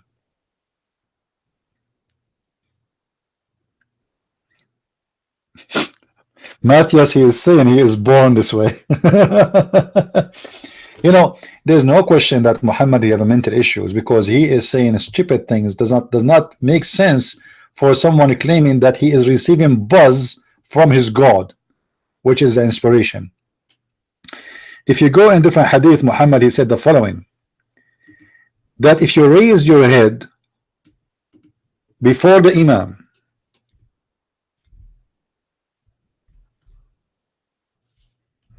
Allah will turn your face into a face of a donkey. Let us see. This hadith has never been narrated by Abu Huraira, etc., etc. It says, Allah may make his face the face of an ass. Who? Let us see. Hold on.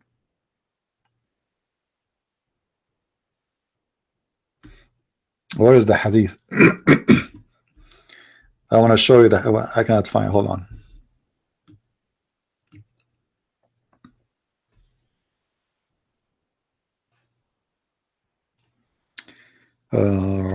So who?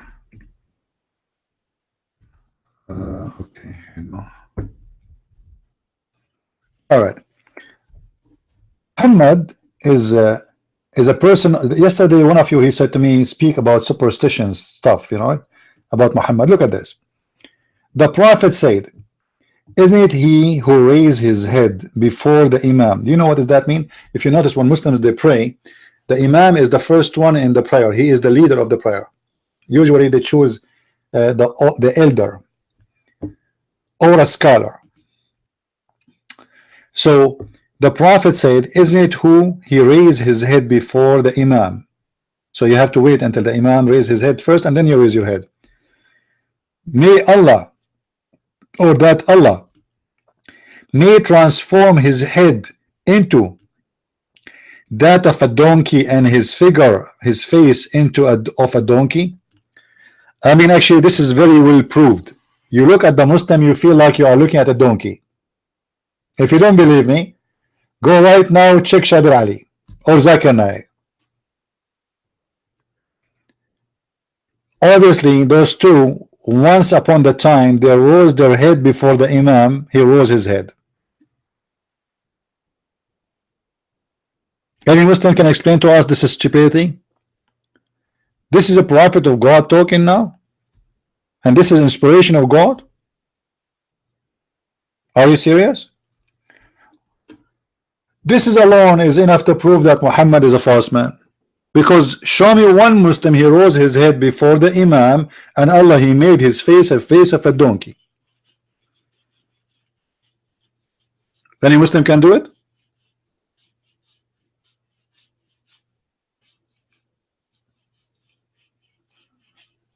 Bani Abdul? I mean, you can tell here there's wisdom. And I mean, look at this guy. This guy is so consistent, and he speak always knowledge and wisdom of God. You see, in Islam, if you rape a woman, Allah will not make you a pig or a donkey. But if you rose your head before the Imam, he rose his head, Allah will make you a donkey. I mean, that makes sense.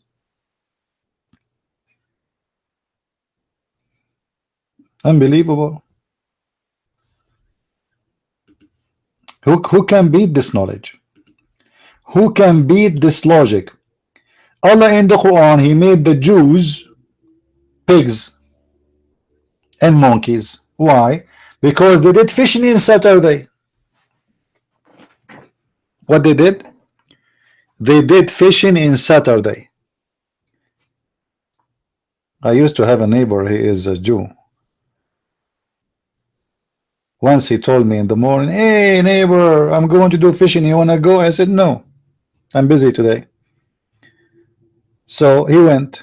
When he came back, he opened his car door. I was looking, trying to see his feet when they come out of the door of the car, to see if he changed into monkey. and nothing happened. Absolutely nothing. Muslims, when Allah He made the Jews pigs and monkeys for fishing in Saturday, how come He don't make any Jew monkey or a pig today?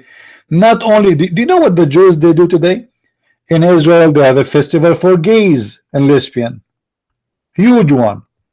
So how come Allah is upset from the Jews for doing fishing in Saturday, but He is not upset from the Jews for doing festival of gay and lesbian in Saturday? And He will not make them pigs and monkeys.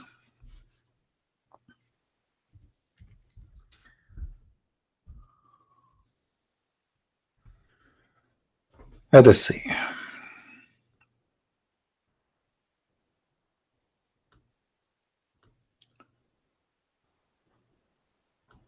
Where is the verse? All right. Sorry guys, I will I don't want to hurt your eyes looking for the verse. Let me switch. I don't want to hurt your eyes flipping the pages.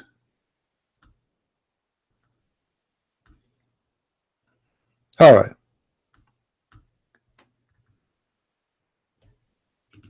In the Quran, we will find this story. And the story is about Jews who they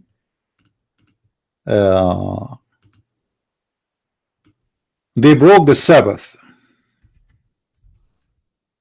What exactly they did? They broke the Sabbath. Chapter 2, verse number 65. Actually, I was going to show you a different verse, but I will show you this one first. This chapter is speaking about Jews who did break the Sabbath, and Allah He transformed them into apes, into pigs, into monkeys specifically. You know, because I don't think apes present monkeys, is it? Is the word ape correct translation for monkeys, guys? I don't think so, right? Because in Arabic it says monkeys. So the Jews they transgressed the matter in Sabbath, so Allah He made them apes. Let's see more story.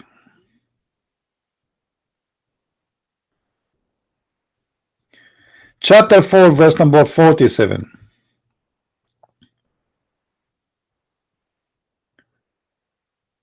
Allah is warning the people, if you don't believe in Islam, I'm going to change your faces to make you monkeys.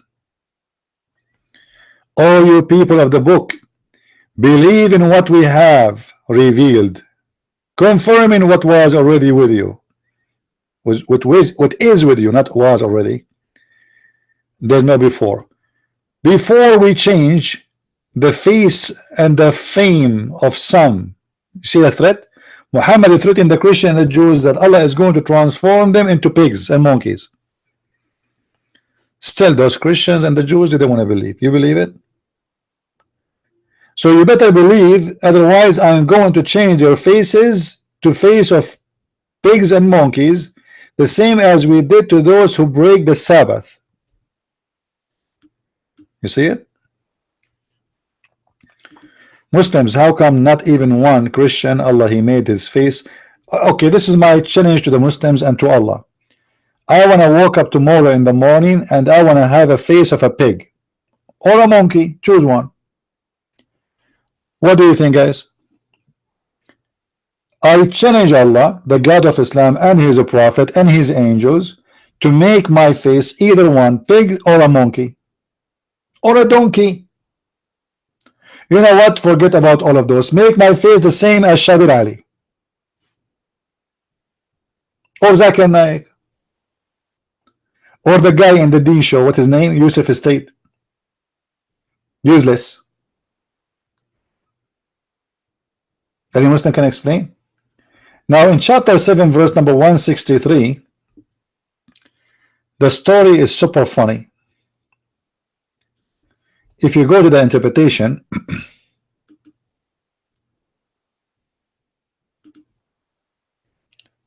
Let us see. Let us turn the screen off so we don't hurt your eyes.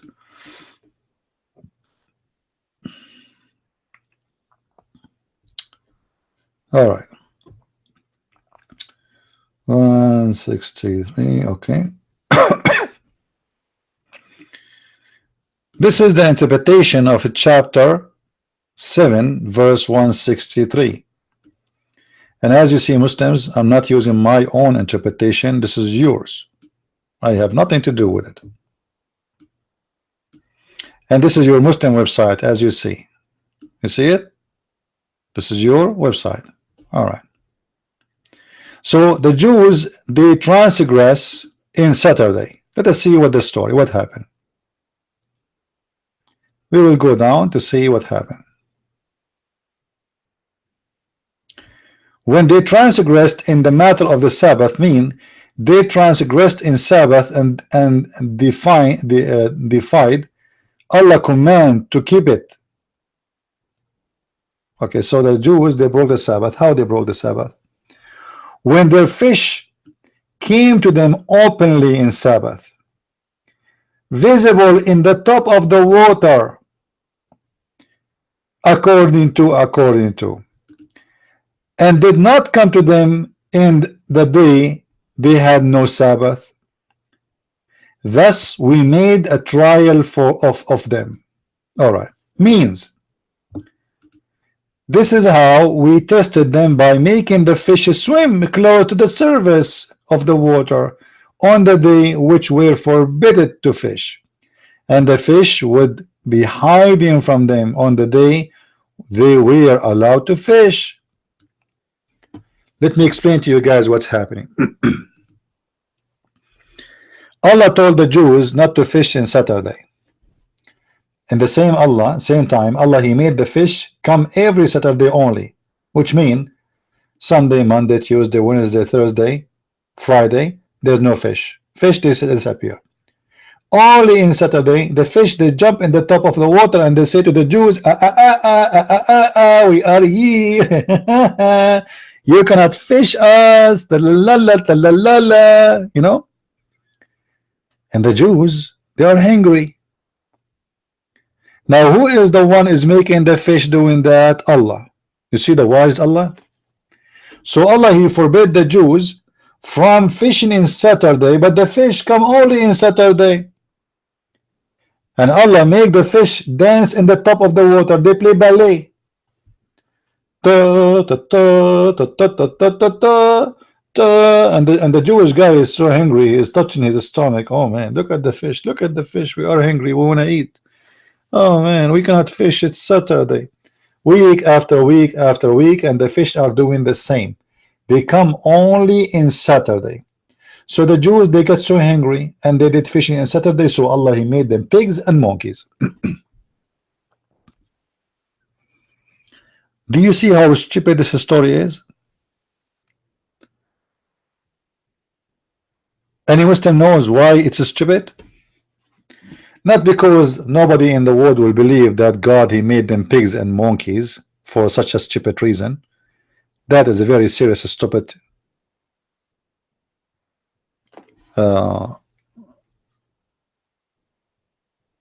reason.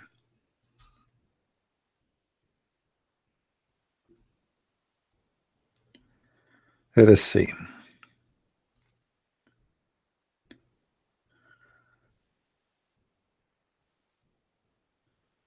All right.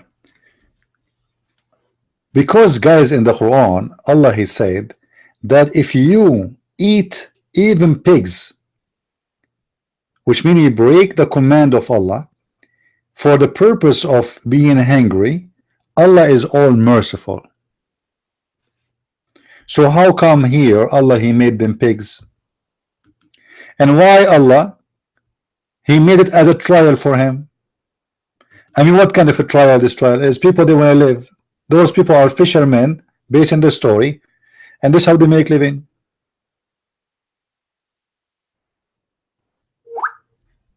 Let us see.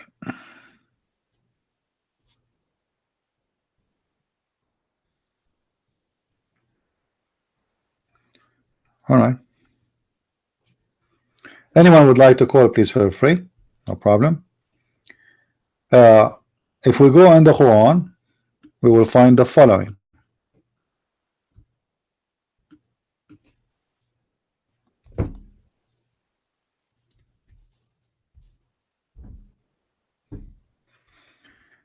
In chapter 5, verse number 3, it says, it's forbidden for you to eat pork, etc., dead meat, blah, blah, blah, blah, blah, blah. However, if you've been forced to do so because of case of hunger, it's fine. Do you see it? It's fine. So the hypocrisy and the stupidity of the Quran is amazing. How come the Jews, when they do fishing in Saturday, and they cannot find food the whole week? Allah, He did that on purpose to them. He did make the fish go. He gave them 6 days a week to fish, but He made the fish goes, which means they have no choice, and they are starving and hungry, and they have a family to feed, and yet He made them pigs and monkeys for that stupid reason. But if a Muslim, he eat pork, he eat dead meat, blood, flesh of a swine, in the case of hunger, Allah is all merciful and He is forgiving, no problem. Do you see it?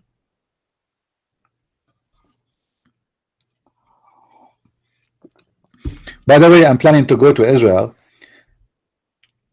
because I want to make an album of pigs. I will take my camera with me, and you know, I could not find pigs in where I go. I want to go and see. I want to film some Jews doing fishing. So I will film the Jews before they do fishing and after, you know, like, or during, and I will use a camera time lapse. You know what I mean? I think that would be a perfect idea. Time lapse, like the Jew now, he is fishing, or now he's getting the rod to fish. Now he's starting. Now he look like he's a white man. He have a black hair, etc. And now he start fishing. Okay, and then in the time lapse you start noticing his hair is growing in his hand so fast, because time lapse, you know, it's going to show you. And then, like, after 3 hours of fishing, we look at the Jew in the video, we will find him a monkey. In the best scenario, a chimpanzee.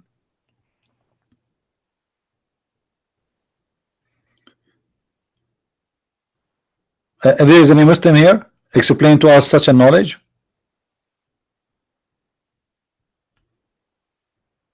Any Muslim can explain to us why Allah He made people pigs and monkeys for fishing in Saturday, but Allah will not make Netanyahu a pig for fighting the Muslims.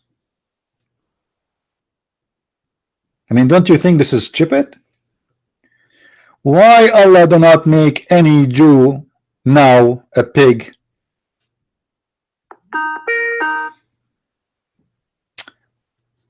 How are you, my friend? How are you? How's it going? I'm fine. Everything is good. Yeah, thank you for figuring out, because I don't know when to, when to call. I don't want to interrupt you because you're always on an interesting topic, so it's a bit difficult when to phone you. No problem.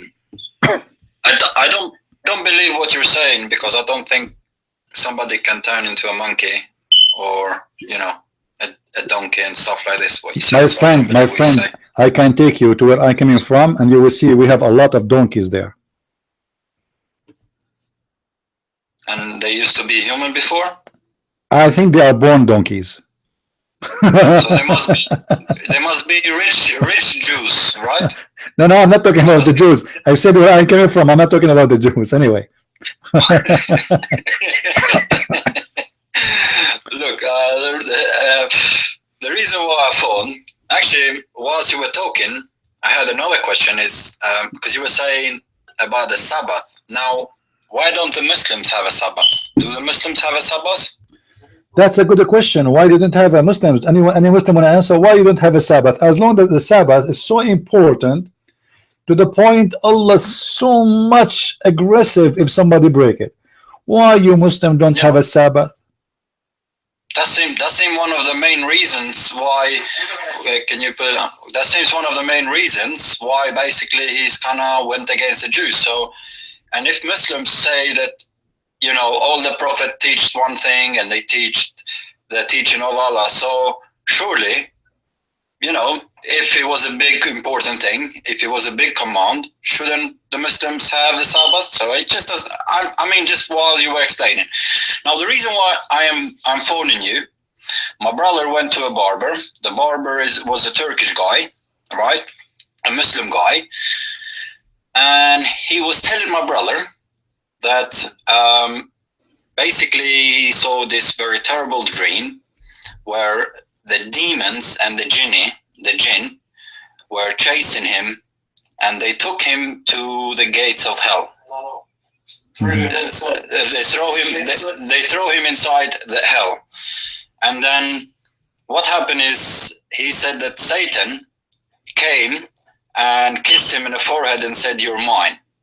He went to an imam and told an imam, and apparently imam, you know, whatever, may have done something, read Quran or something, and told the guy, "Don't tell anyone."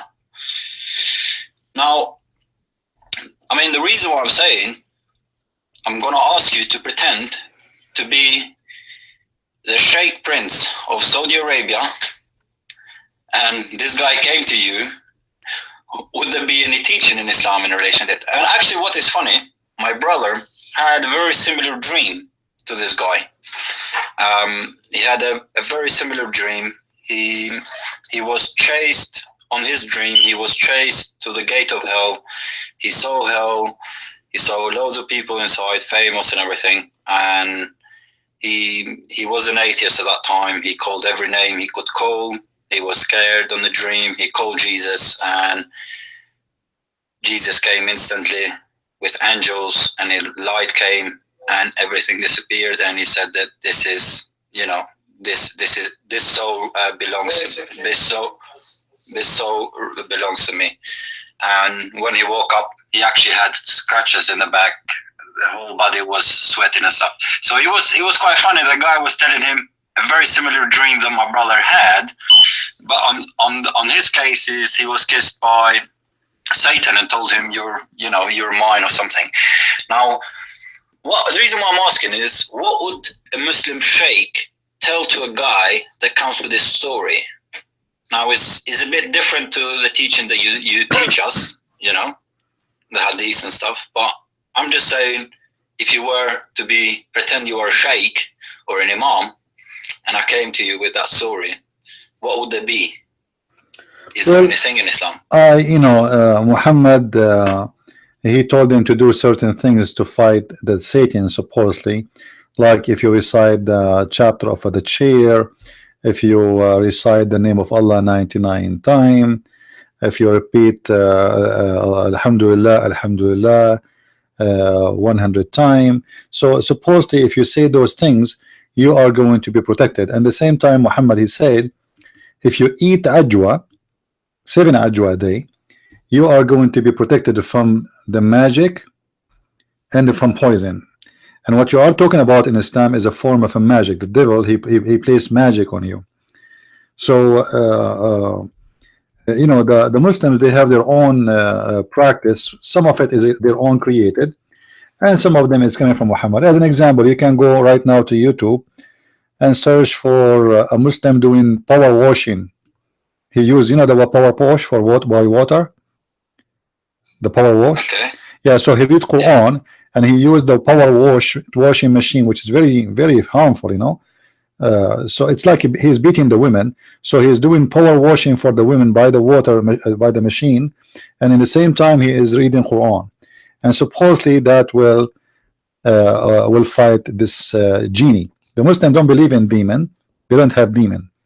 They believe in genie. So based on Muhammad, there is many ways, but as I understand in Islam, everybody he come with his own. There's many schools, and everybody give you his own idea about how to fight the genie. Okay.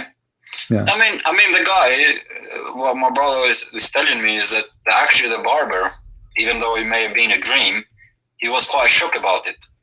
You know, he was he seemed very scared. When he was speaking about it, his mouth was. Well, it is. So his mouth was stumbling. He seemed to be not, you know, because we all have maybe dreams and stuff, but this dream seems to be a quiet, serious dream for him. From my experience, I know the dream is not just a dream.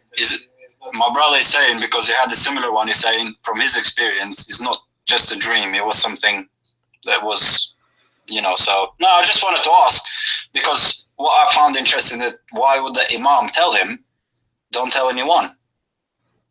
Yeah. You know? Well, you know, I can show you tons of hadith. I don't go really by Muslim sheikhs saying things, because as I said, the Muslims, they have endless. They make their own stuff as they yeah. go along. I think. I think that. But yeah. why would he say don't tell anyone? Was it? Do you think he was? This is his.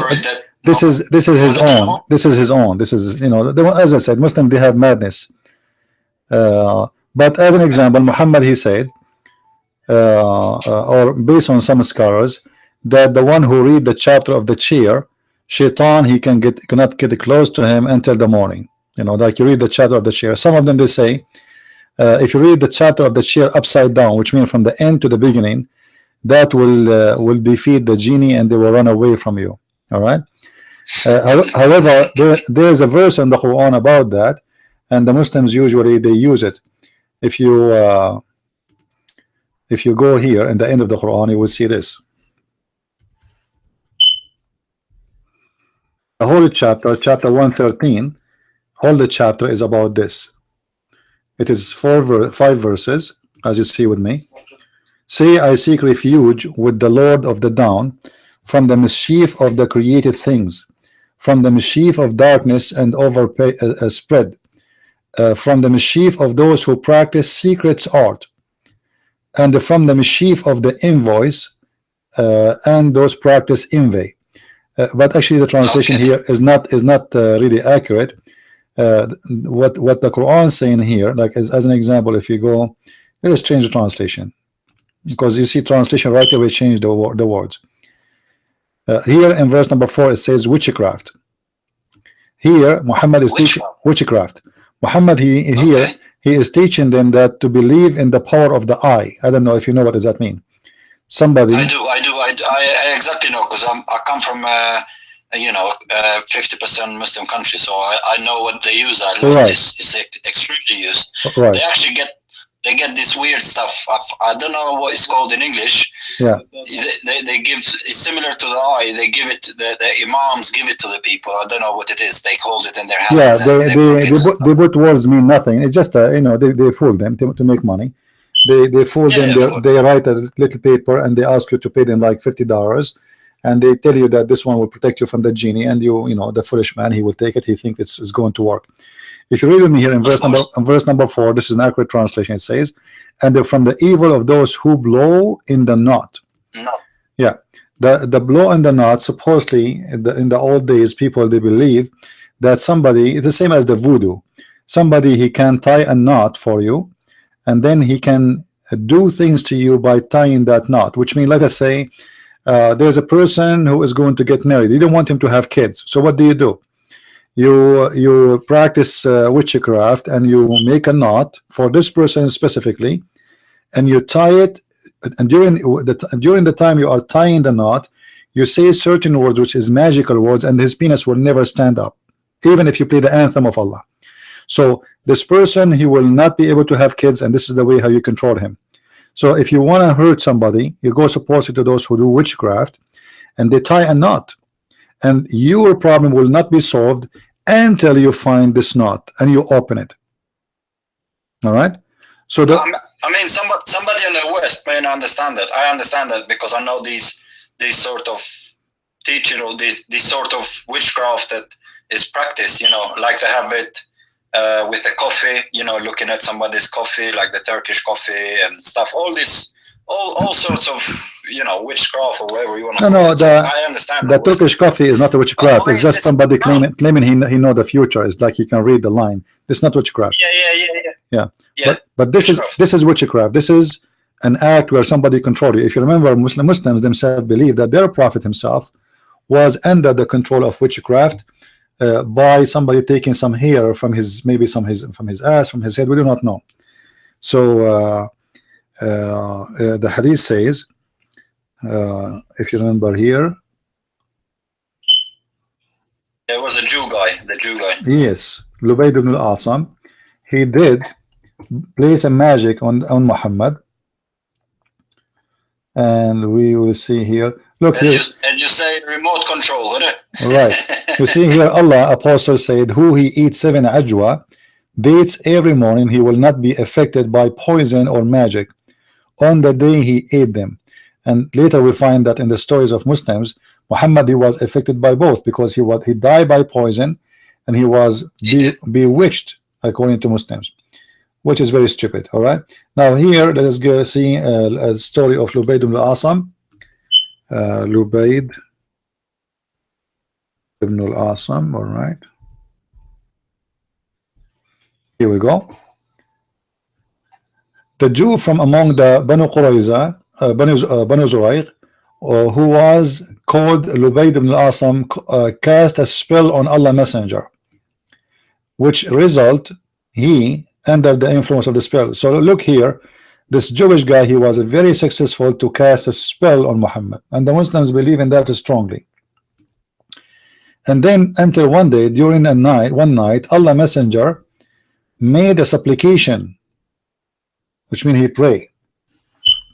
He again made a supplication and again did this and said to Aisha, do you know that Allah has told me what I had asked him? There come to me 2 men, one near my feet, 2 men, and one amongst them sat near my head, and the other one near my feet, and he sat next near my head, said to the one who sat near my feet, or the one who sat near my feet, said, he's confused, what is the problem with this man? What is the trouble this man he have? He said, which means the other guy, the spell has affected him. And then he said, who has cast that? The other one said, it was Lubayd ibn al-Asam. He said, what is the thing which has been which he transformed its effect? He said, by a comb and by hair stuck to the comb. So based on the story of Muhammad, he is teaching the Muslims that he himself was under the influence of a witchcraft, and the one who placed it on him, it was a Jew. And how he do it, he took some hair, we do not know how he got the hair of Muhammad, and he was able to control him. And this is an additional proof, goes under our topic, proving that Muhammad was a sick man. He is suffering from many problems, and in order to give himself an excuse for the stupid things he do, or the stupid behavior he do, he created this story. I believe strongly that Muhammad, he don't believe in that. I mean, why he pick up a guy, his name is Lubayd ibn al-Asam, from all the people around him, he chose a guy he hate him most, and he said he is the one who placed a magic on me. But nobody can explain to us how this guy, he got the hair of Muhammad. Of course, and one thing is, like I said, is the people in the West, they would not understand, but for Muhammad to tell them that he has been done by black magic, the people would have believed him, and it wouldn't have been such a thing that would have shocked them. Do you understand? Yeah. Because they believed this stuff. They believed this was something that was believed and was acceptable. It's in Middle East, it's still done today. This stuff is believed in Middle East today. I'm sure. So essentially, for Muhammad to say this wouldn't have been something that Muslims you would shock today. Back then, it would have been something. Yes, it's true, it's normal. So it wouldn't have been something that would have shocked the people. So they would have believed him straight away. In the old days, when somebody, especially in the Arabian Peninsula, people are uneducated. Until now, actually, Saudi Arabia have 70 to 80% illiterate people. When somebody is suffering from a mental illness and nobody can explain it, they think he's crazy, or they think he is let us say, sorry, not crazy. They think he is under magic. So Muhammad, as I understand, either he was possessed or he was under the effect of an illness. It's called epilepsy. And Muhammad, he imagined things happening to him. Like here the story of two men, they come to him and then they found that this is what happened to him. There's a guy who did, he did. Shouldn't the Muslim ask themselves why Allah allowed the Jewish man to control him by magic? Isn't it the Quran promised Muhammad that he will protect it? The Muslim believe that Muhammad is protected from any human being to affect him. All of us, we know that the Quran says that Muhammad received satanic verses. Did Muhammad receive the satanic verses under the influence of the witchcraft, or he was healthy at that time? And this is the thing. It's funny that the same Muslims, they'll try and say, when we read in the Bible that Jesus was tempted of devil, they'll say, they'll try and make a big thing.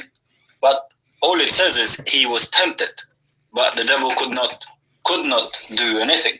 So the Muslims, they use the word, they use the word tempted in the meaning that he was. In fact, it says, this is English, reporting. Maybe the word tempted is not really accurate. We should say the Satan, he tried to tempt him. Yeah, he tried. This is what I mean. So all Satan did, he tried, and I think it was a statement by God to show how you can rebuke. Right. Because and the thing that he said is that it has been written. Each time was saying it's been written. You should do this. And any Muslim can read the story. Any Muslim can read the story, and he can see that the Satan he was a failure. He was not succeed. But in the case of Muhammad, he was under the influence of Shaitan. Not only this, if you go in different hadith, actually, you will see that Muhammad, he had full control. Yeah, Muhammad is saying himself that Shaitan command him. If we go here, let's show you. He claimed that there is a Shaitan who Allah he helped him against him, and he converted to Islam, and he command me not but to do good. Read with me. Does that mean that Muhammad was a double agent, working one time part-time for Allah and part-time for absolutely Satan? Because look, there is none amongst you with whom is not attached from amongst the genie. So Muhammad claimed everyone he have a genie companion to him, a devil. Allah messengers, they said to him, Allah messenger, with you too? Because he's saying every one of you. Thereupon he said, yes, but Allah helped me against him, so I am safe from his hands, and he does not command me. I put two lines under command me, but for good. So Muslims, how you explain to us the devil is commanding Muhammad? He is a devil, but he command Muhammad to do good. And why the devil is commanding Muhammad? Any Muslim can tell us? And how the devil can command good things? He's a devil. You see, this is the Muslim translation, not mine. It says devil. Do you see it, Muslims? This is your translation, not mine. It says devil. Devil, a good guy now. Yeah, the devil is a good guy. Actually, translation in Arabic it is أعانني عليه فأسلم, which means he became a Muslim, he convert. The translation is not even accurate. So have you ever heard of a Shaitan convert to Islam? If Shaitan convert to Islam, who's left? Any Muslim can explain to us? If Shaitan convert to Islam, here we go, text in Arabic is so clear. It says أعانني عليه فأسلم. Let's make it more clear. Allah helped me against him, so he converted to Islam. Shaitan became a Muslim. Do we have any Abdul? Any Abdul have a comment or something? Say something, Abdul. Speak. Yeah, where's the brave Muslims? They post stuff.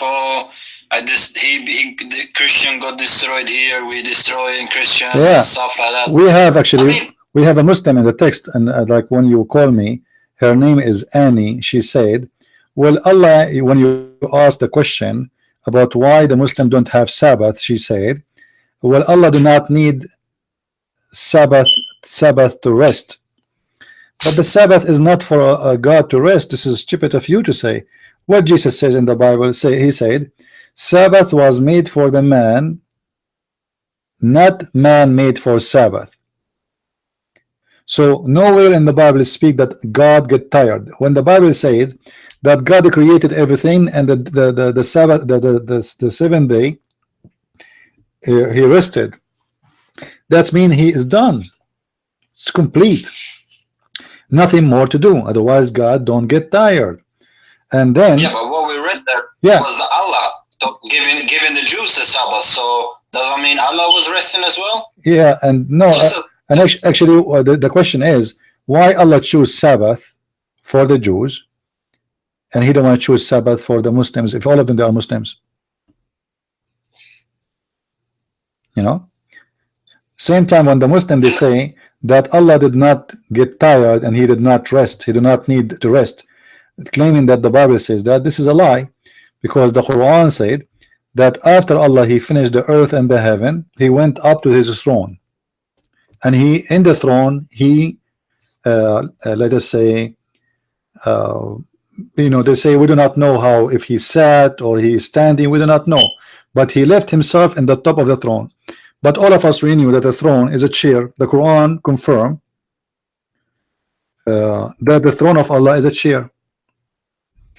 As long as it's a chair, how Allah will be, Muslims? Like, you know, the Muslim always they play the game, only Allah knows best. Allah knows best. But the Quran says that Allah have a chair. So what do you mean Allah knows best? بما شاء وسع كرسيه السماوات والأرض. Allah is a chair, is the width of the sky and the heaven. The word chair appear again in chapter 38 verse number 34 about the chair of Sulaiman, where Sulaiman he died standing and nobody noticed that he is standing, which is a very funny story. And in the other verses it says that Allah, after He finished the earth and the heaven, He went up and He left Himself up in the top of the throne. And this can be found in chapter 7 verse number 54, chapter 10 verse number 3, etc. So it's so clear that Allah, after He finished, He went up to heaven and He left Himself upon the throne. Now what He is doing in the throne, Muslims? Any Muslim can give us an answer? So Muslims always they play games. They say, all right, CP, I'll leave you to it. I mean, the only question, I don't know if I'll leave you with this question. Why?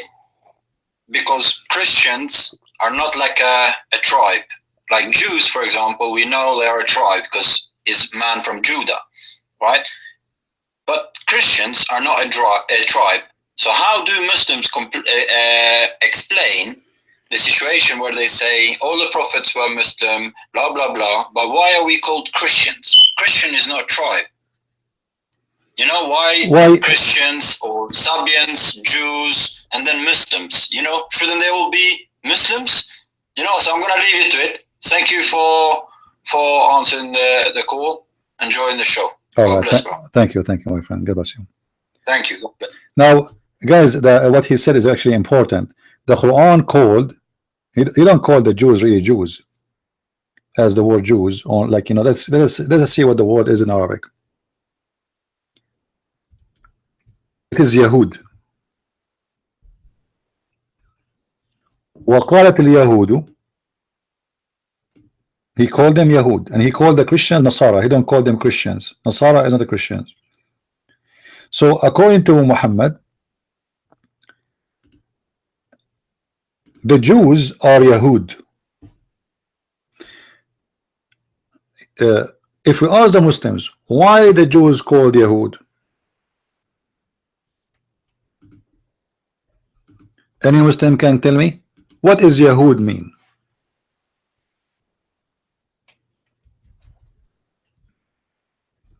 Any Muslim is here?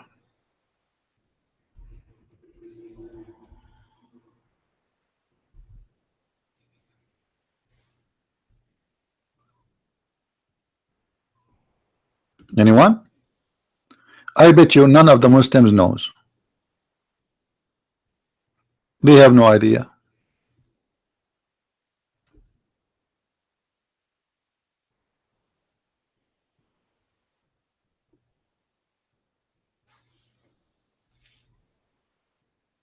Is Yahud necessarily a Jews?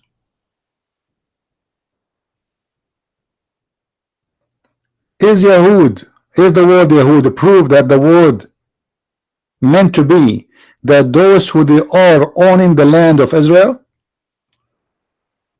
Any Muslim have an answer?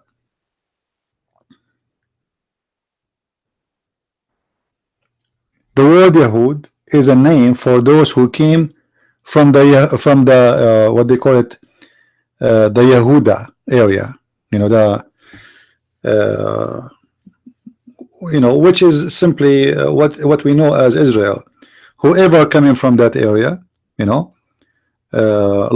what we know about it in English, the name we use, we say the Judah, the Judah and a Samira. So the Yahud actually alone is enough to prove, this is the word Yahud, is enough to prove that Israel is the land of the Jews, because even the Quran is given them a name of where they are coming from.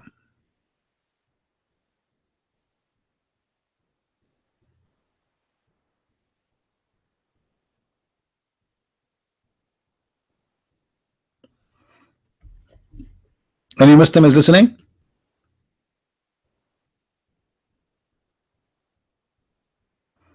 No, we are not talking about Bani Israel right now. We are talking about the word Yahud. I have a challenge to the Muslim to tell me why the Jews are called Yahud. Where Allah he got this name from?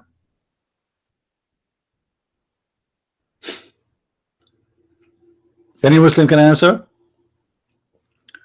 Where the name Yahud is coming from? This is why always, if you try to concentrate in any verse in the Quran, in any sentence, you will find an error, a mistake there, because calling the Jews Yahud is not an error for me, but it's an error for Islam, because simply you just admitted that this is the land of the Jews. For Yahud is a name of an area, a location where those people are coming from, and whoever lived there, the tribes who lived there, they call them that name. In other way, that name is given to the land too, because they carry the name, and they carry the name because they live in that land. So when you say they are Yahud, it means this is their land. This is the Judah. Now, question to the Muslims: what about the rest? Is all the Jews from the Judah?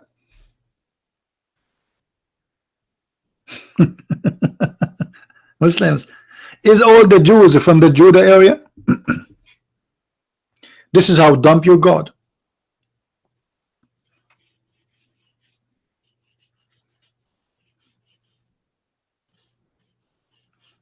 Any Abdul?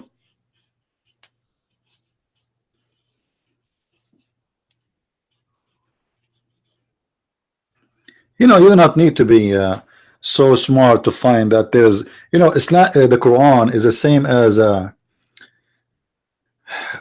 like somebody, he have a basket, but this basket is made from wood, those wood, and you try to fill it up with water. You keep adding water, but this basket is never going to go full, because this basket have billions of holes. Every inch in the Quran is a hole.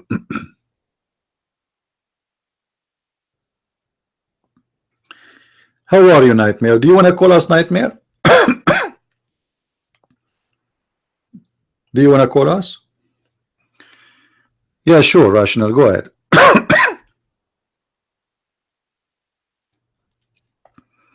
Did you add me, Rational, first? Is your name in my list?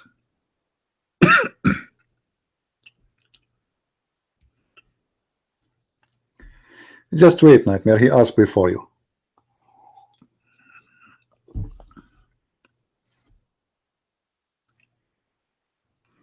Did you add me Rational first? Did you add the account, my Skype, to your list?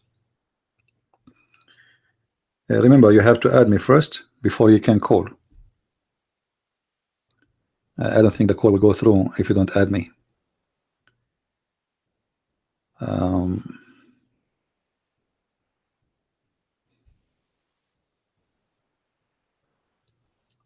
If you don't have my name, this is my name in Skype, the account, Debate TV.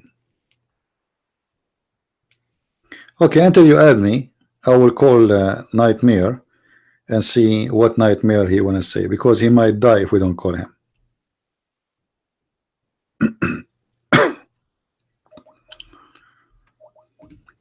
Answer, Nightmare.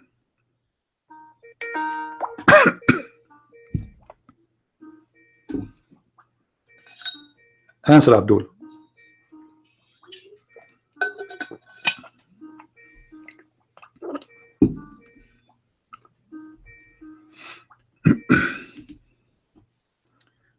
How are you doing, Abdul?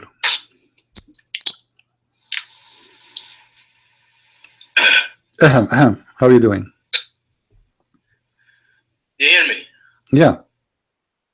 Okay, you were talking about where the word Yahud come from. Yeah.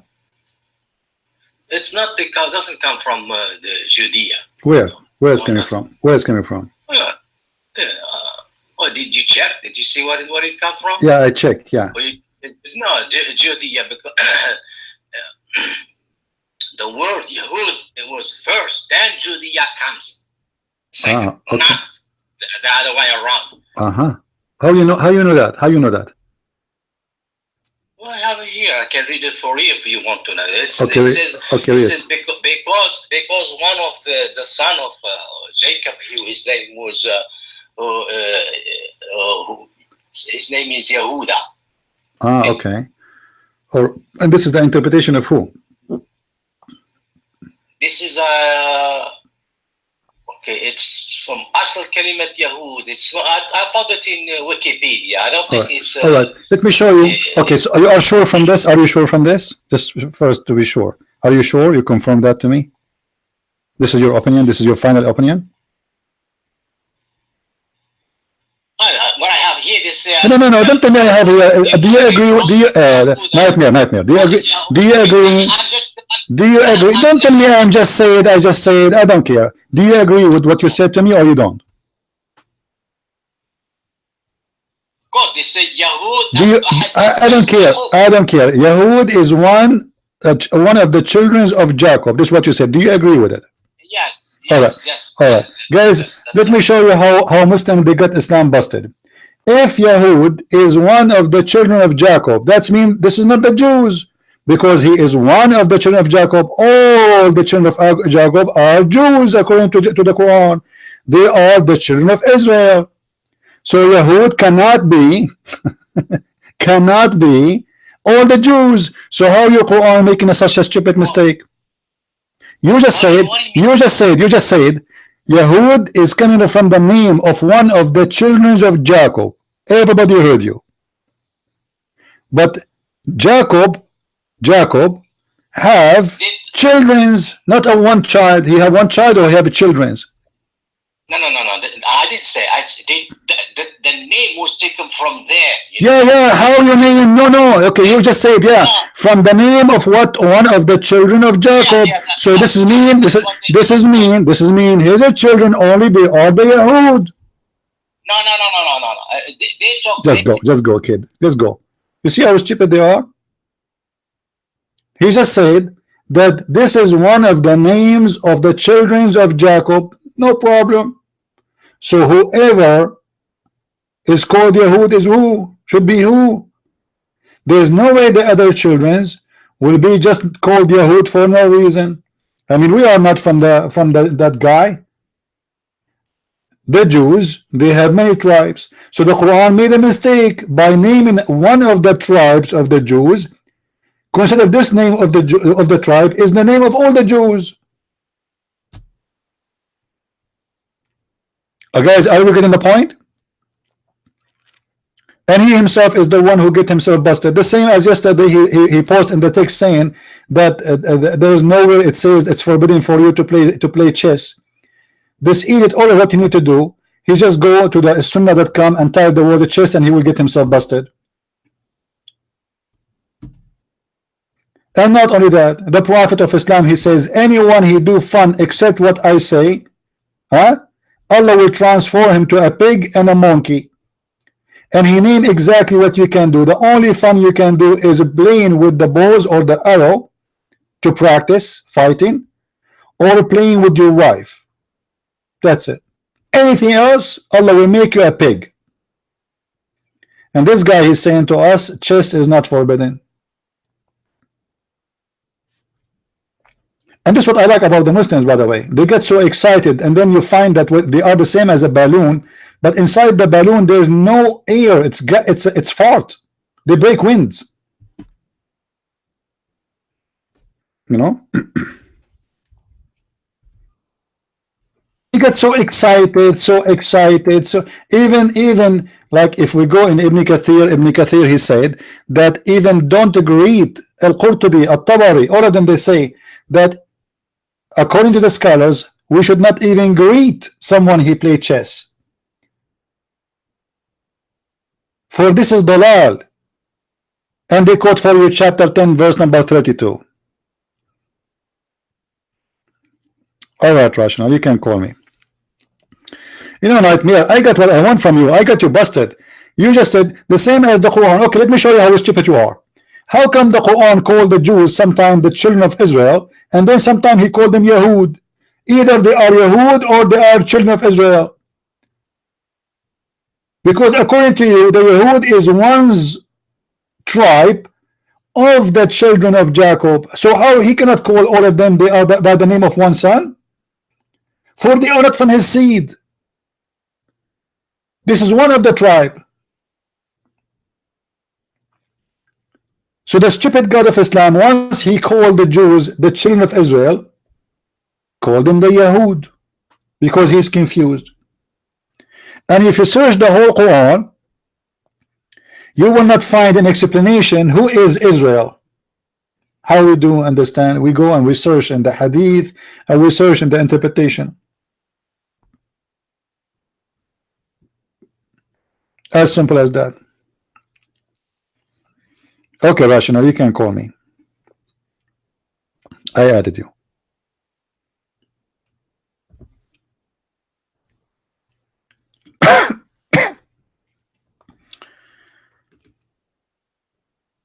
And this is why I say Muslims are really fun. Hey, David. Oh, sorry. He is. This is. How are you, my friend? Can you hear me? Yes, I do. Go ahead. All right, CB. My question about the creation of Islamic nation. Could you provide to us? Let me mute the YouTube. All right, CP. Are you still there? Yes, yes, I hear you. Go ahead. All right. So my question is about the creation of Islamic nation. Can you provide to us sources from Islam, from either Quran, Tafsir, or Hadith that mandates Muslims to establish, to set up Islamic nation?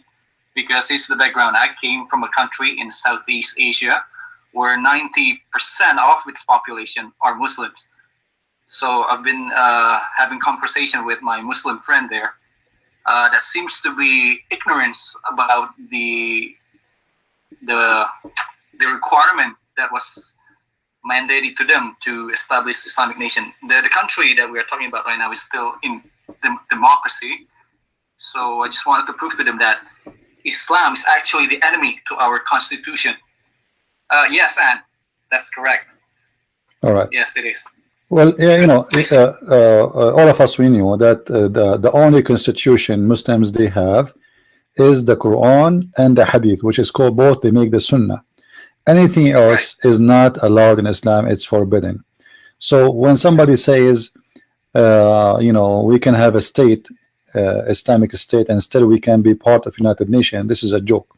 You see, even Saudi Arabia, in order to be part of the United Nations, they have to drop a lot of Islamic law as an example, there's no Christian, no Jew, no Hindu, no Buddha in Saudi Arabia as we speak pay jizya.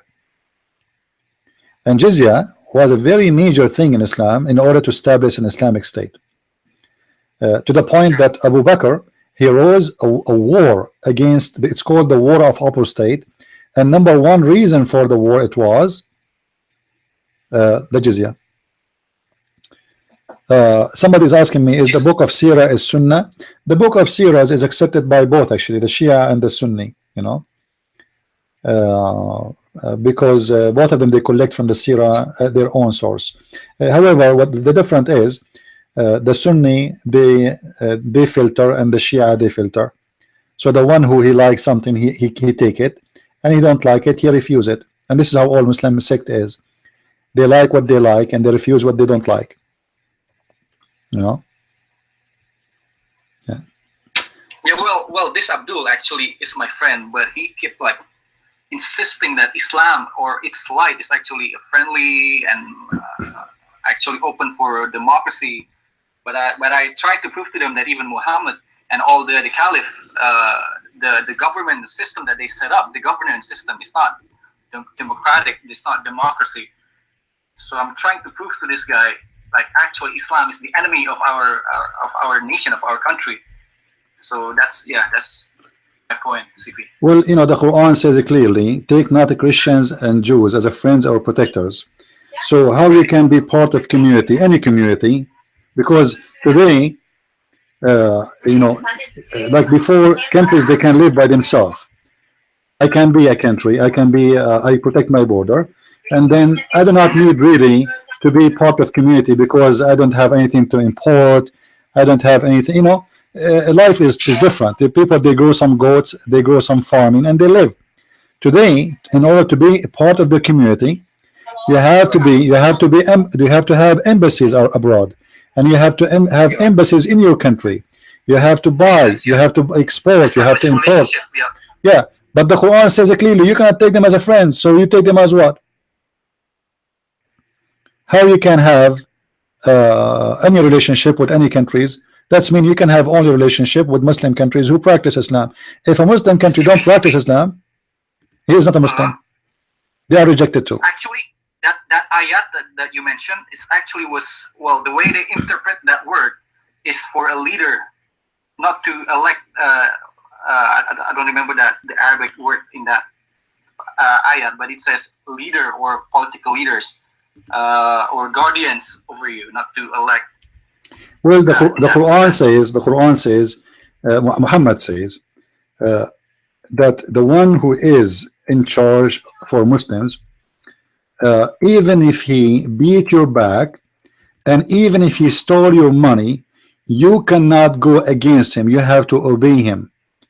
And that means there's no democracy, because democracy means if this person is not good, we can take him, we can replace him, you know. Like, he is ruling us, yes, but if he's bad, we can, you know, we can take him.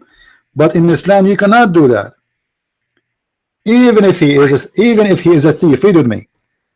This is Sahih Muslim, and this is a Sahih Hadith. Muhammad, he said, I said to the messenger, what should I do, messenger of Allah? About what? What is the problem? He said, you will listen to the Amir and carry out his command. Who is the Amir? Is the one in charge based on Islam. And do and carry out his orders, even if your back is flogged and your wealth is snatched, which means he's a thief, he's a criminal. You should listen and obey. So a Muslim, he cannot go against the governor, for he is not following Islam if he do so. And democracy mean, if we have election and we can replace the Amir, it's mean the Amir, he is not really there to obey. We can replace him, you know, we can get rid of him. But based on this, even if he's a thief, I mean, what is more need to prove that this person is bad? He is flogging you and he is taking your wealth, yet you cannot do any rejection and you cannot be against him. So what democracy? Wow. You know, which democracy Muslims are talking? Where is this again, CP? Can you? This is in Sahih Muslim. I will post the hadith in the text. Muslim, okay. I will post the link. Lovely. Okay. Now we have Nightmare. I saw his text. I did not ignore it. All right. He said the Harub, the war of Ridda. Okay, are you done? Did I answer you, or you want more? All right. Yes, feel free to call me. Thank you, brother. All right, man. Welcome, my friend. Just to show you that this guy Nightmare, he is not a Muslim. He's made in China Muslim. He said that the war of Ridda is not because of the paying money to Muhammad, which is the zakat. This guy, he have no idea what we are talking about. When Muhammad he passed away, or he killed by the poison of the Jewish women, the Arab, they stopped paying the zakat, and that made them apostate. So Abu Bakr he said, I swear by Allah, even if the zakat was a small tiny goat, even if the zakat were to be a small tiny goat, I will wage war against them.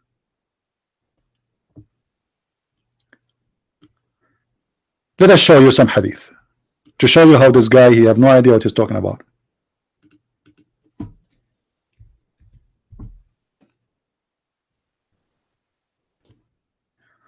When the Messenger of Allah passed away, Abu Bakr, may Allah etc., was appointed as a successor. So which means what? He became the caliph. Among the Arab, some men apostates. How they apostated? Let's see. Abu Bakr, he said, resolved to fight with them. Umar al-Khattab said to Abu Bakr, how you can fight them when the Messenger of Allah has declared, I have been commanded to fight the people till they testify that there is no God but Allah and Muhammad, etc. Which means they say Shahada, which means they already are Muslims. They testify that. So he quote for him what Muhammad said. Look what Abu Bakr he said. Upon this, Abu Bakr said, by Allah, I would definitely fight him who makes distinction between salat and zakat, because it is an obligation upon the rich to pay zakat. By Allah, I will fight them, even to secure a piece of rope which they used to give to the messenger. So even if the zakat was a piece of rope, if they stop giving me that rope, I will fight them because they are apostate. And the stupid Nightmare, he said this is not the reason for apostate war to happen. It was all about money. All about money, as you see in the front of your eyes.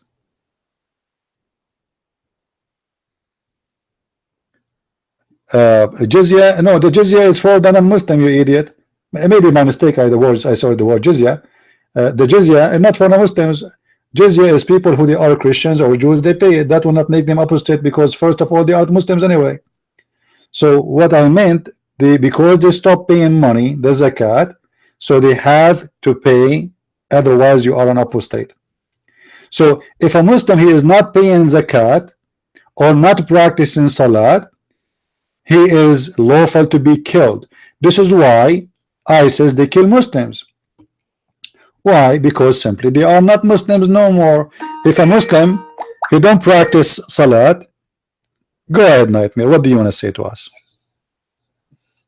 But you said jizya. You didn't say zakat. Go back and read. No problem, no problem. Maybe by mistake I said. That's why you told the guy. Okay, so do you agree? So do you agree that Abu Bakr? Okay, hold on. Do you agree Abu Bakr he killed the Muslim just because they will not give the Prophet a robe? Do you agree? He fought them because they don't want to pay the zakat. Okay, why? Okay, why if somebody don't want to pay zakat, you will kill him? Okay. Okay, first apologize that you know, I don't apologize to a donkey. Shut up. Sometimes you want to say a name or a word, you say something, you know, you say different word. And I don't remember really if I say jizya or zakat. However, I mean zakat, and this is clear. And this is why right away I quote for you the hadith. It's in my head. Not like you're a donkey. You need to go and search in Wikipedia. So he did kill. He did wage war just for the sake of a piece of a robe. I swear by Allah to fight them, even if it was a piece of a rope, because Islam is about money.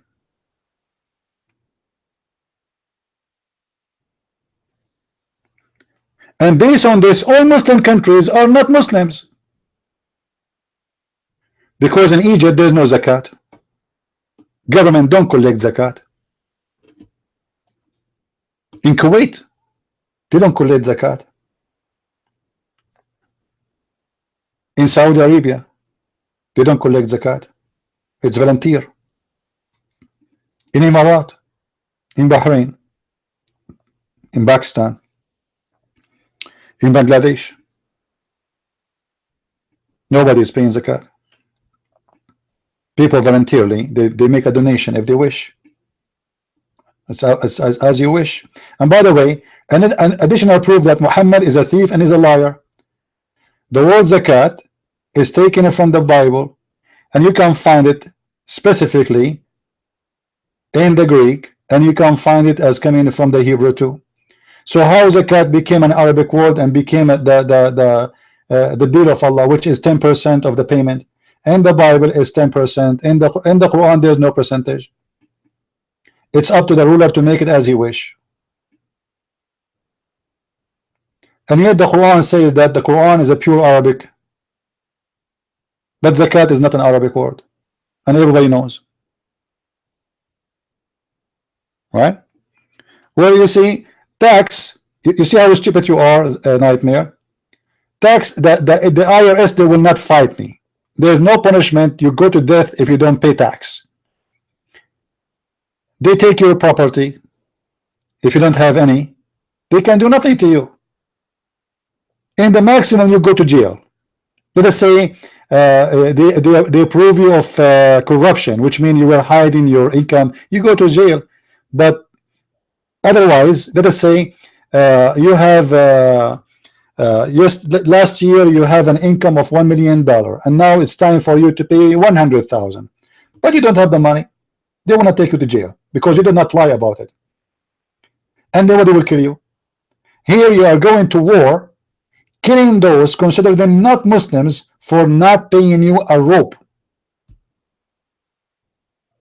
So you cannot compare, you idiot, between tax, paying tax, and zakat. Zakat is an obligation to pay, and if you don't pay it, you die. You are an infidel. You see here Abu Bakr, he is saying to Umar and Abu Bakr, both of them, they have an argument here. How we are going to fight them, and those are Muslims? They testified, the Prophet, you know, he declared them to be Muslims. Abu Bakr, he answered him and he refuted him, saying, well, the Prophet, he said this, I've been commanded to kill all the people until they testify that there's no God but Allah and there's no messenger except me. And if they do that, their blood and their property are secure, except what is justified by the law. And what is justified by the law? The one who don't pay the zakat, he will be killed. Actually, even the jizya, if you don't pay the jizya, will be killed, which means what I said is correct. But I wasn't speaking about the word apostate. If I say jizya, this is the wrong word. I was speaking about the zakat, because the Christians are not Muslims anyway, but still they have to pay jizya. The Quran in chapter 9 verse number 29 says, fight them, kill them until they pay the jizya. Go ahead, Abdul, what do you want to say? The IRS, if you don't want to pay them, They will send the marshal. The marshal. They will take the money. If you okay, take the money. Why you want to kill the person? Take the money, no problem. Why you want to kill the person? No, let me finish my okay point. Listen, no, you finish your point. You did already. Did they kill you? Did they kill you? Did they kill you if you don't pay tax? Yes or no? If you refuse to pay and you take arm, it's not that I'm gonna give you anything, and I have. Okay, go sleep. You took arm. Who's going to take arm? Anyone who take arm. Those people did not take arm. It is Abu Bakr who is waging war. You idiot, stupid. As you see, Omar, he's saying, how you want to attack them? How you want to attack them? And they are Muslims. They are not the ones attacking him, you idiot. And what is the reason to attack them? If you drop the salat and the zakat, you are my enemy. Any of them. So if you distinguish between salat and zakat, those people, they are doing salat, but they are not paying zakat. He won the money. We kill you. They will send you the marsh, any policeman, not for the sake of, if you go in the street and you take your arm against a police, he will shoot you. Not only police, take your gun, like, all my neighbors are armed, not only me. If I take my arm against my neighbor, he will shoot me too. What does this have to do with the topic? Stupid idiot. Where I live, women, they carry guns more than men. You open the purse of the women, you will find 3 guns there.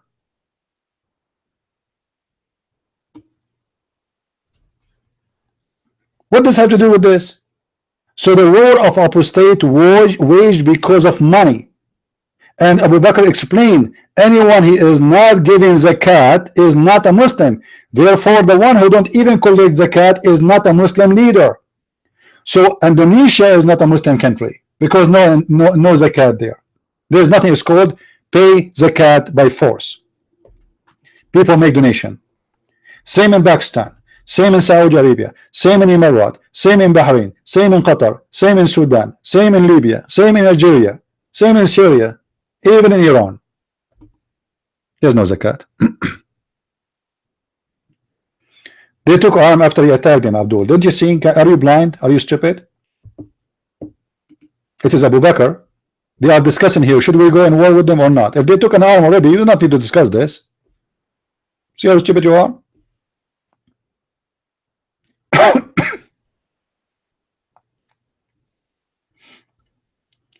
Look here what he said. This is different hadith. And the conversation again between Umar and Abu Bakr. This is before the war of apostate. When the message of Allah, BBUH, whatever that means, stupid, died, he did not die, he was killed by poison like a rat. Abu Bakr was appointed as a caliph after him, and some Arabs disbelieved. Take a note. How they disbelieved? Let us see.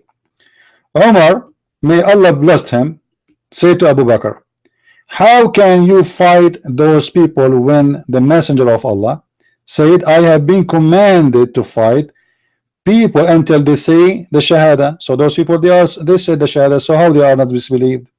Let us see what make them believe that those people are disbelieved? They are out of Islam. So he quote for him the hadith of Muhammad saying, whoever did etc etc, all right, his life and his property is not secure until not safe from me until he convert to Islam, except in what is right. So now what is right? Abu Bakr, he answered saying, I will surely fight those who separate prayer and zakat. So obviously those people, they are praying based on the story here, but they don't want to pay zakat. So what is the problem? They separate the prayer from zakat. So they are doing the prayer, but they don't want to pay the zakat. And then he continues saying to explain why the zakat is the problem. For the zakat is what is due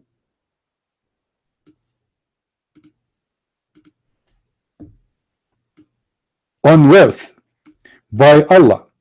If they will withhold from me a small she goat that they use to give to the Messenger of Allah, because Muhammad is a thief. He want to eat a goat.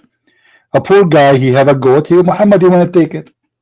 You know, I will fight them for withholding it. So he did not say I fight them because they are praying. No, those people, they separate between a prayer and zakat. Muhammad, he died. He said, why you want to pay zakat? Muhammad, the criminal, is dead. They did not denounce Islam based on this story in front of us. They did not even stop the prayer, but they are not paying zakat. And I think the story is clear in front of your eyes. What is important in Islam is money. It's obvious. This is why, you know, a Christian according to Muslims, he will go to where?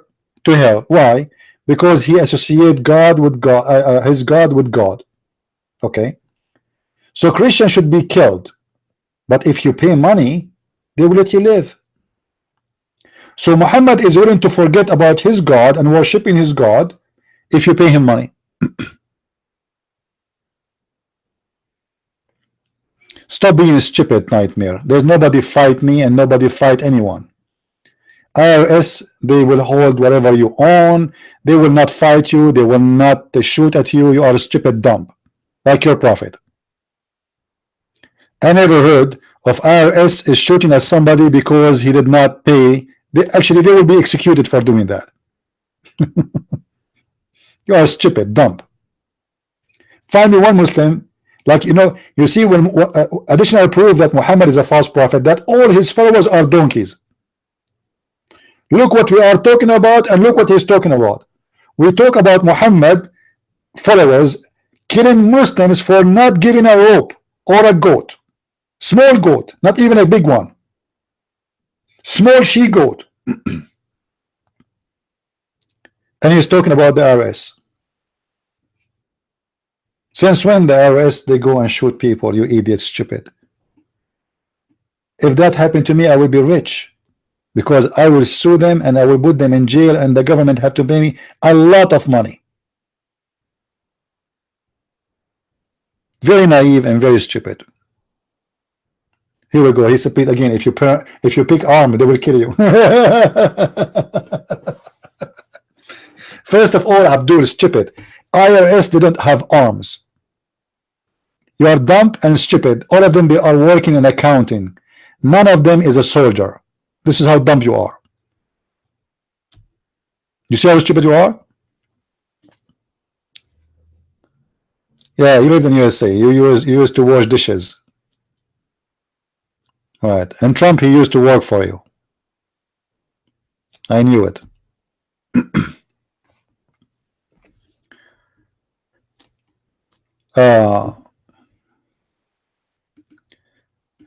But you know, I want to go back to the funny part where the Muslims, they try to refute me in the text, like this guy Nightmare and the other guy, where he show us Christian Prince get busted, and he gave us this website, as you remember. Just go kid, go.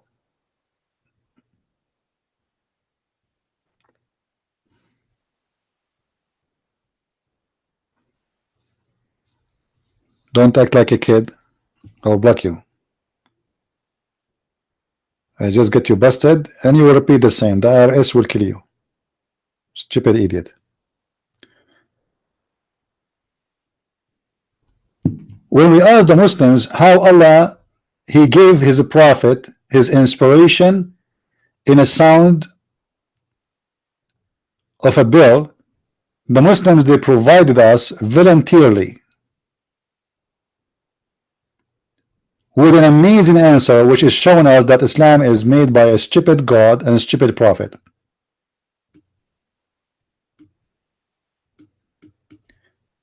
And I changed any Muslim to explain to us how stupid you Muslims are. This is why I'm going to repeat this story here.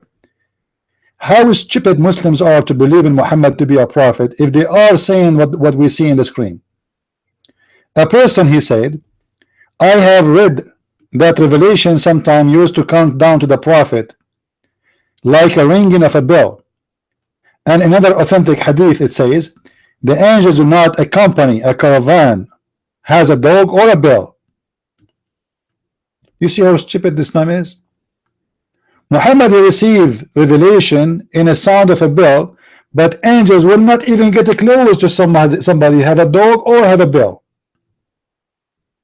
Just having a bell, which means without even the sound, still they will not come up to you.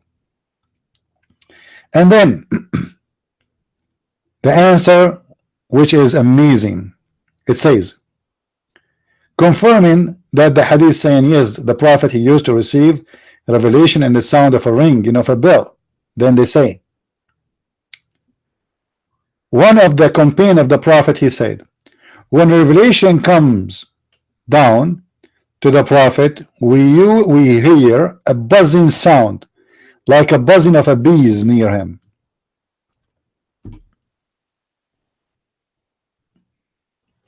This is what they hear. And this is what the stupid Muslim scholar, he is writing as an answer.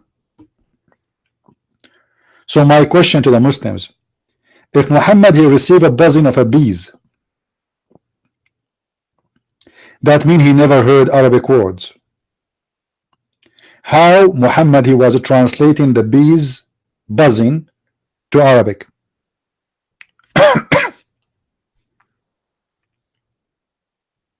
Anyone knows?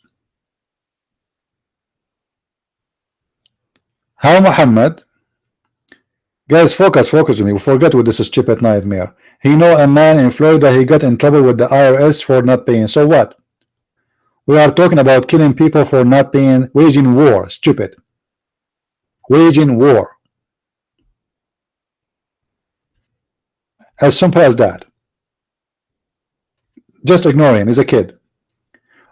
When revelations come down to the prophet, we hear a buzzing. Muhammad, he received a buzzing. How the buzzing became Quran? Any Muslim will tell us. How Muhammad, he received this?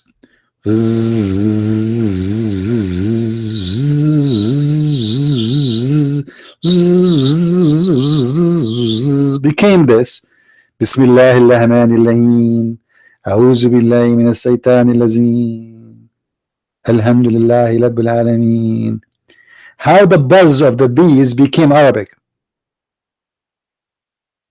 and why the angel is giving him buzz of a bees.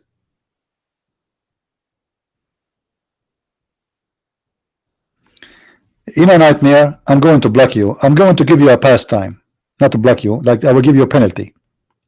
You're out for some time. You're being a stupid kid. He bear an arm, so he got killed. Stupid idiot. If you are in the street and a policeman, he stop you, if you move your hands fast, he will shoot you. What does that have to do with our topic? Dumb stupid idiot. Let us focus in the buzz. The prophet who received Allah's word as buzz of a bees. I believe that nightmare right now, he have bees buzzing in his ears, saying to him, Bismillah. Who's a Muslim when I explain to her? Muhammad, he did not receive Arabic Quran, he received a buzzing of bees. Is that a Budweiser? I mean Budweiser? So where the Quran is coming from?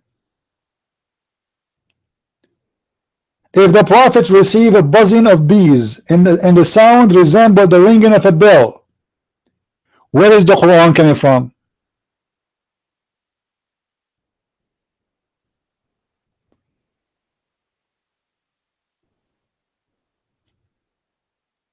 Any Muslim can tell us?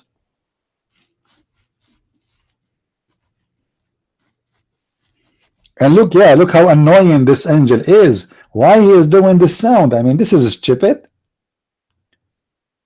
And look like Allah, he installed a translation machine in the chest of Muhammad. Do you remember the story where the angels, they cut his chest and they brought a dish of gold full of wisdom, another dish of gold full of faith?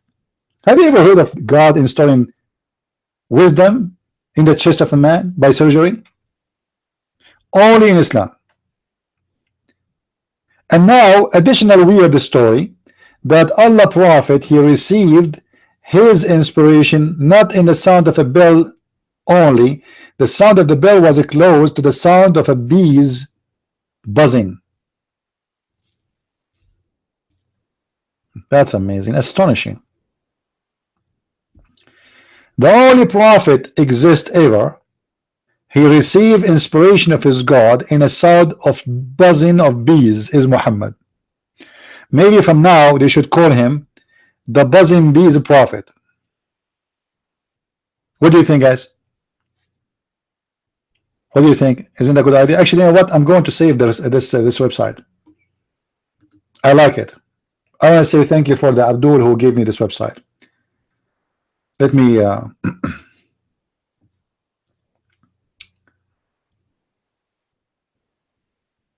let me save it. Anyone want the reference? Anyone want to save the reference? Like if you want to convert somebody to Islam, you want to show him how the bees, they came to the Prophet.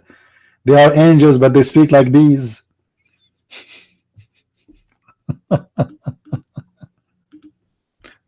And after reading all the article, you don't even get the answer why he received it in that voice.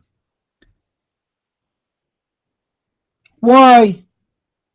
The question was, if the ring of the bell is something the angels he hate, and he don't even get close to you if you have it, so how Muhammad receiving the sound in the ring of a bell?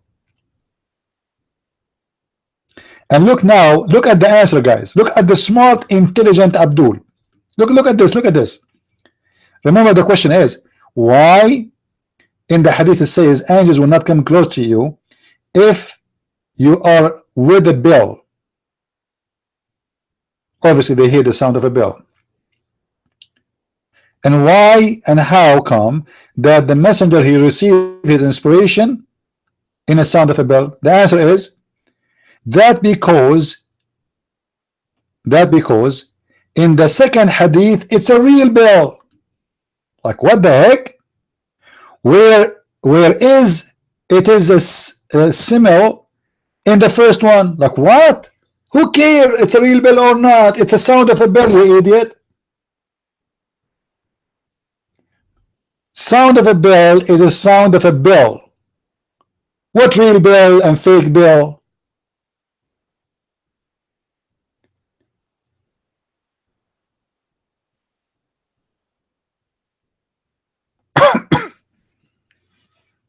When I say to you Muslims are super intelligence, I mean it. No, it's not metaphorical, because both of them, they are sound. You see, it says there we heard. So it's not a metaphorical, we heard. Huh? When the revelations come down to the Prophet, we hear a buzzing sound, like a buzzing of bees. This is the link. Here we go, if you want the link.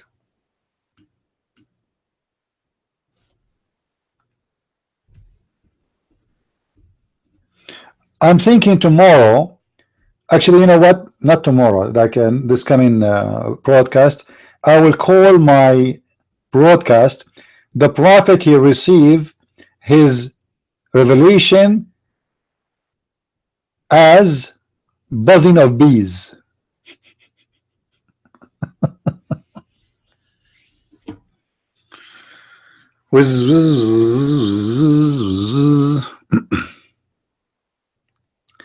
Zubaydah, she's saying the people here are nasty. Zubaydah, she have no problem with her Prophet. He called her that she is equal to a dog and a donkey. He is not. He's a good mannered person.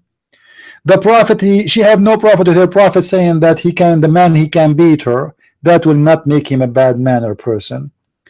She have no problem that the Prophet, he says he can marry as many as he wish, up to 4, and he can sleep as many as he wish with women as long as they are his slaves, and that is not a bad manner.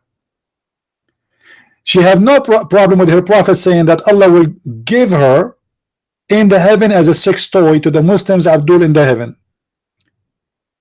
She have no problem that in the heaven she will be a sex toy, and she have to wait thousands of years before she get her turn. Actually, let me calculate the number. Anyone knows how long the woman she will wait to get her turn to be in the bed? Anyone knows? Who knows? If a Muslim man, he have 72 at least, and every one of them she have 70 maid. 72, and every one of them she have 70 maid, and he will sleep with the maid and he will sleep with the women, which is his wife. This is the lowest reward for a Muslim man, which means this is not really the highest number. So we will go by the lowest number. So if we have 70 x 72, that will be 5,040 women. This is for the bad Muslim. All right. If every time the Muslim, when he have sex, he needs 70 years to have sex and 70 years for orgasm, the total is 140 years. So if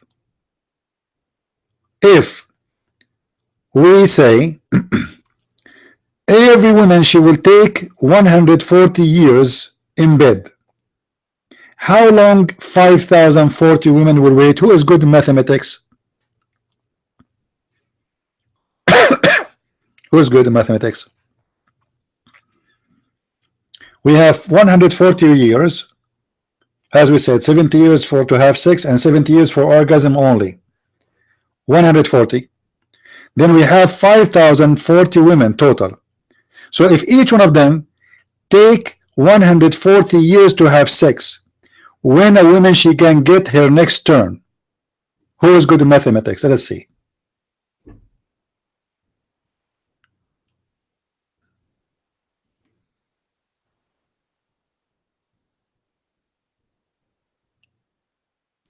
Nobody? Come with the answer. It's very simple. We can x the 5,040 by 140. Correct?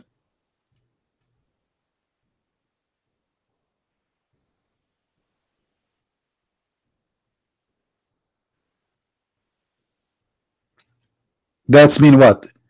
70,000 700 700 or 5,600 days. No, 705,000 year and 600. How that number is coming correct? I don't think it's 6. Maybe 60 days. So is it 705,000 years?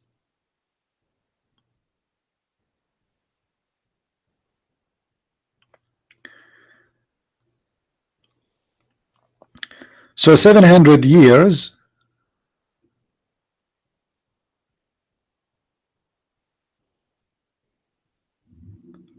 all right. So at least she will wait for 700 years before she can get her time to get back to sex.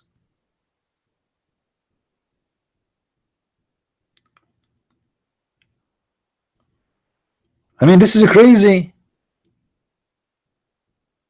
Do you Muslims believe in this garbage? A woman, she go to heaven, she will wait for 700,000 years. So her turn will come. So she is going to open her legs to her husband?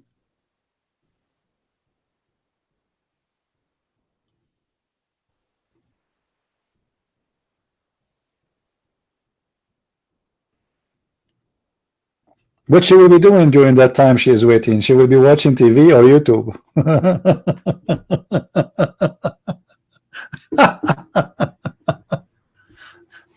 Oh boy.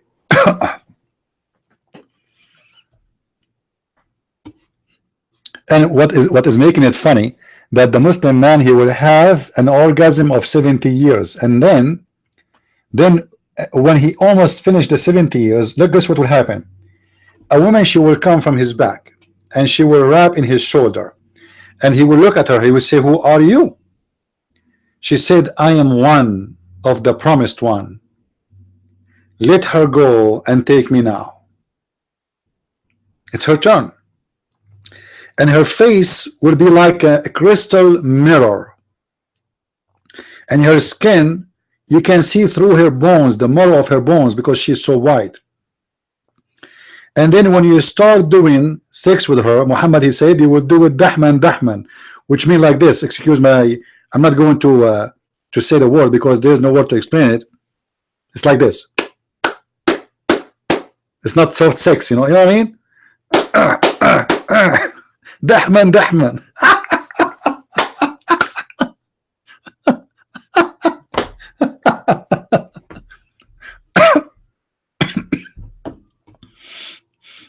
Muslims, are you serious? This guy is a prophet of God? Dahman dahman? You will have sex in the heaven of Allah. Dahman dahman? Oh, Muslims, you need a lot of dahman there. Dahman dahman. Let me find you the hadith about dahman dahman. Hold on.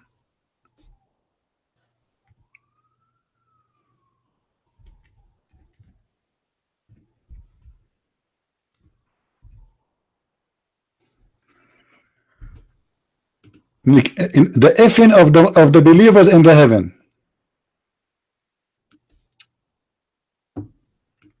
This is a collection of hadith about how to F your wife in the heaven. روى الطبري, the Imam al-Tabari, he said that from Ibn Umama قال, the Prophet been asked how the people of the heaven, they will do F each other. Are they going to F each other? He said yes. He said بذكر لا يمل وشهوة لا تنقطع.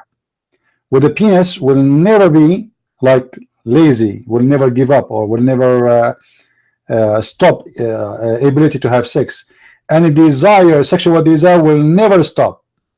And he said dahman dahman. Do you see it, Muslims? This is not my words. And he said then, and they will not have a sperm. Hold on, but you said they were going to have orgasm. An orgasm without sperm?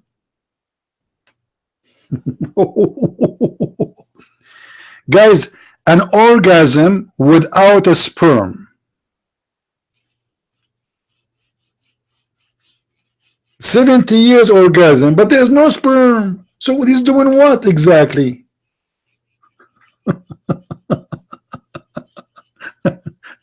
Steam?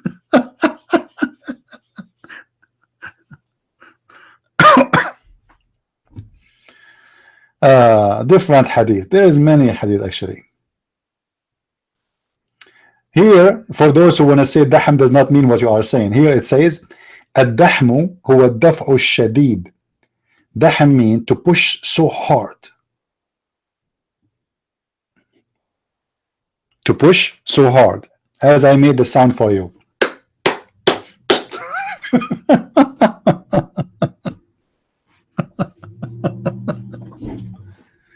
Dahman dahman. I mean, this is a real religion. Are you kidding me? You Christians and Jews and Hindus and Buddhas, I don't know what are you worshiping. This is the real prophet. This is a real promise. 70 years orgasm and there's no sperm. Yeah. And 70 years having sex, 70 years for the orgasm alone. And before you finish your orgasm, the second woman, she will be rubbing in your shoulder saying, take me. And then we start dahm again. Muslims, I have a question. As long 70 years for orgasm, 70 years for sex, and the woman, she will come right away, second woman, and you will start having sex with her. When you are going to eat? I'm guessing maybe Allah will put the sandwich in your mouth. Because look like there's no break. The whole day is dahman dahman. Sorry guys, I'm coughing badly. Maybe I should stop. My allergy today is acting up.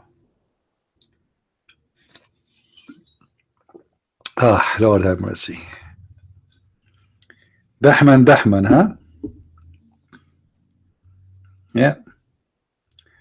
And actually, even the hadith says that they will have the power. Every person will have the power of 4,000. Of 100 men. And the prophet, he will have the power of 4,000 men. Anyway, my coming book is going to be all about this. It's about sexuality on the cult of Islam.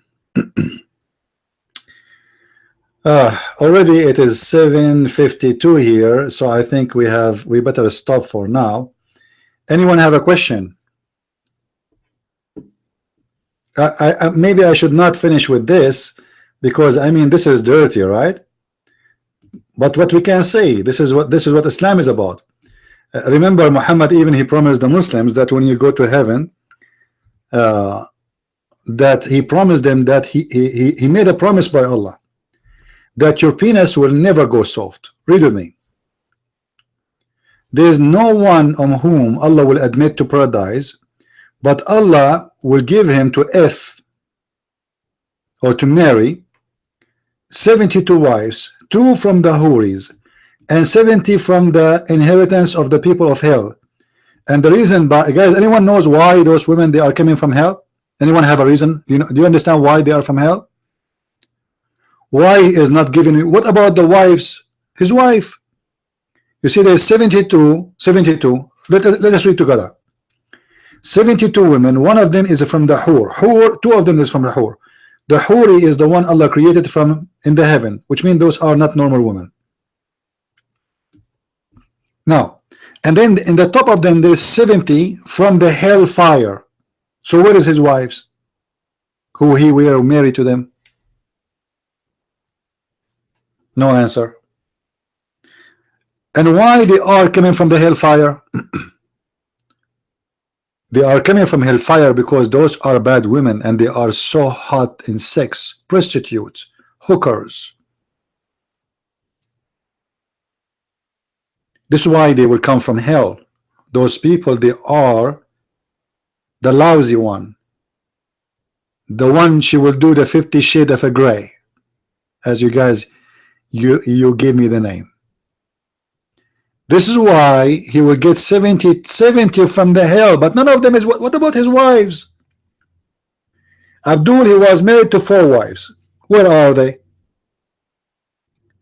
4 Muslim women. Why they are not with him in the heaven based on this hadith?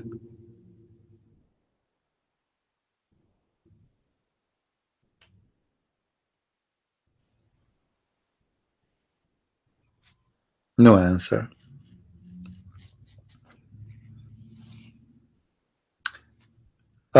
If there is any person here, he is new in our broadcast, please don't forget to subscribe, because if you subscribe at the end of the month, I have a connection, and you know I am an Arab, and Allah will give me some give out, and he will give me some versions. Now, to be honest with you, they are open box, but Allah, he fixed them, refurbished.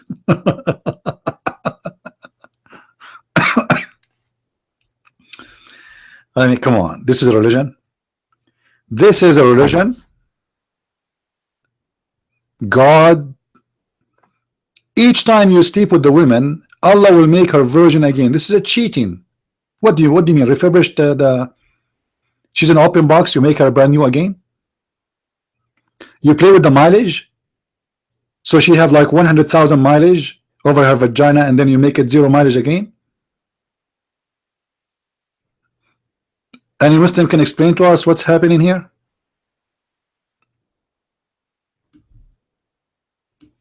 So how a human being can believe in such a garbage, consider such a thing as a religion to follow?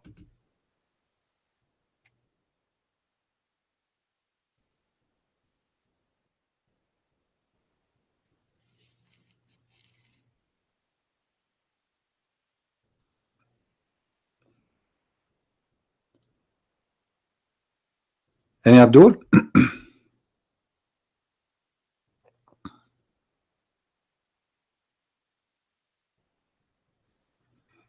Yeah. Yeah, actually, we will give you more huri if you make a donation. If you make a donation, huh? Let us do some scamming now. If you make a donation, my friend, Allah will give you an extra hur who their private part is so big. Remember, Muhammad, he promised them that a Muslim man, his penis will be endless, and the vagina will fit for that. We have call here. We're not hearing for a few days. How are you, my friend? Hey, CP, how you doing? I'm fine. CP, that hadith that you have on the screen, where it says the 72 wives, 2 from the Horis, and 70 from his inheritors from the people of hell. Yeah. All of whom will have desirable front passages. Yeah, all of them, they have. Sorry, I missed that one. I did not mention it. They have nice boobs. Okay, yeah,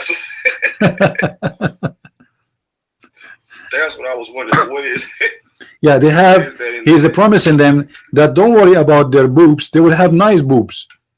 So they will you know, those women. Where is the hadith? Let me see. Where is the hadith? Okay.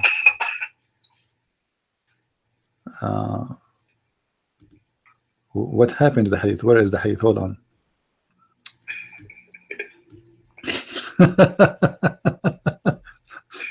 You know, have you ever heard of a prophet? He says, you know, such a thing, that's the women, they will have, those women Allah will give you, they have nice boobs. I mean, what's wrong with this God? And by the way, even this is in the Quran. The Quran says kawaibun atrab. Kawaib mean they have a firm breast. Chapter 78, verse number 3. You know, so this is not only in the hadith, even in the Quran. Those women, they will have a nice boobs, which is very important. You know, I mean, imagine you wait for delivery from Amazon.com and you purchase a woman. She is very white and she is so beautiful suddenly, and then she take off her clothes and you find that her boobs is like nothing. I mean, that's not good. So Allah wanna assure you guys that the boobs of those women are not bad. They are so, you desire them right away. When you see those boobs, you go crazy.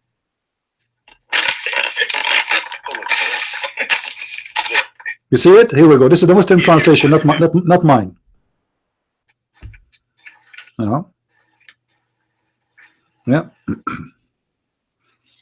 So how is everything, my friend? Everything is good? I did not see you for a few days.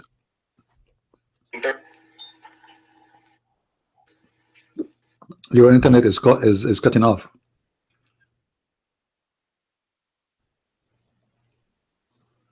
Look like we lost him. Are you there? Are you there? All right, call me back, because you look like you have a problem. This is a very sexual religion, and you will notice all the promises is for the men. When they asked Zakir Naik why Islam gave the men hur but you don't give the women, the stupid Zakir Naik, he said, well, the word hur, the word hur is a plural name. It's not for male or female. So the Muslim women in the heaven, for thur, they will get hur. But the Quran say clearly that those hur are females. This idiot, stupid. Because the Quran says that no man made them bleed.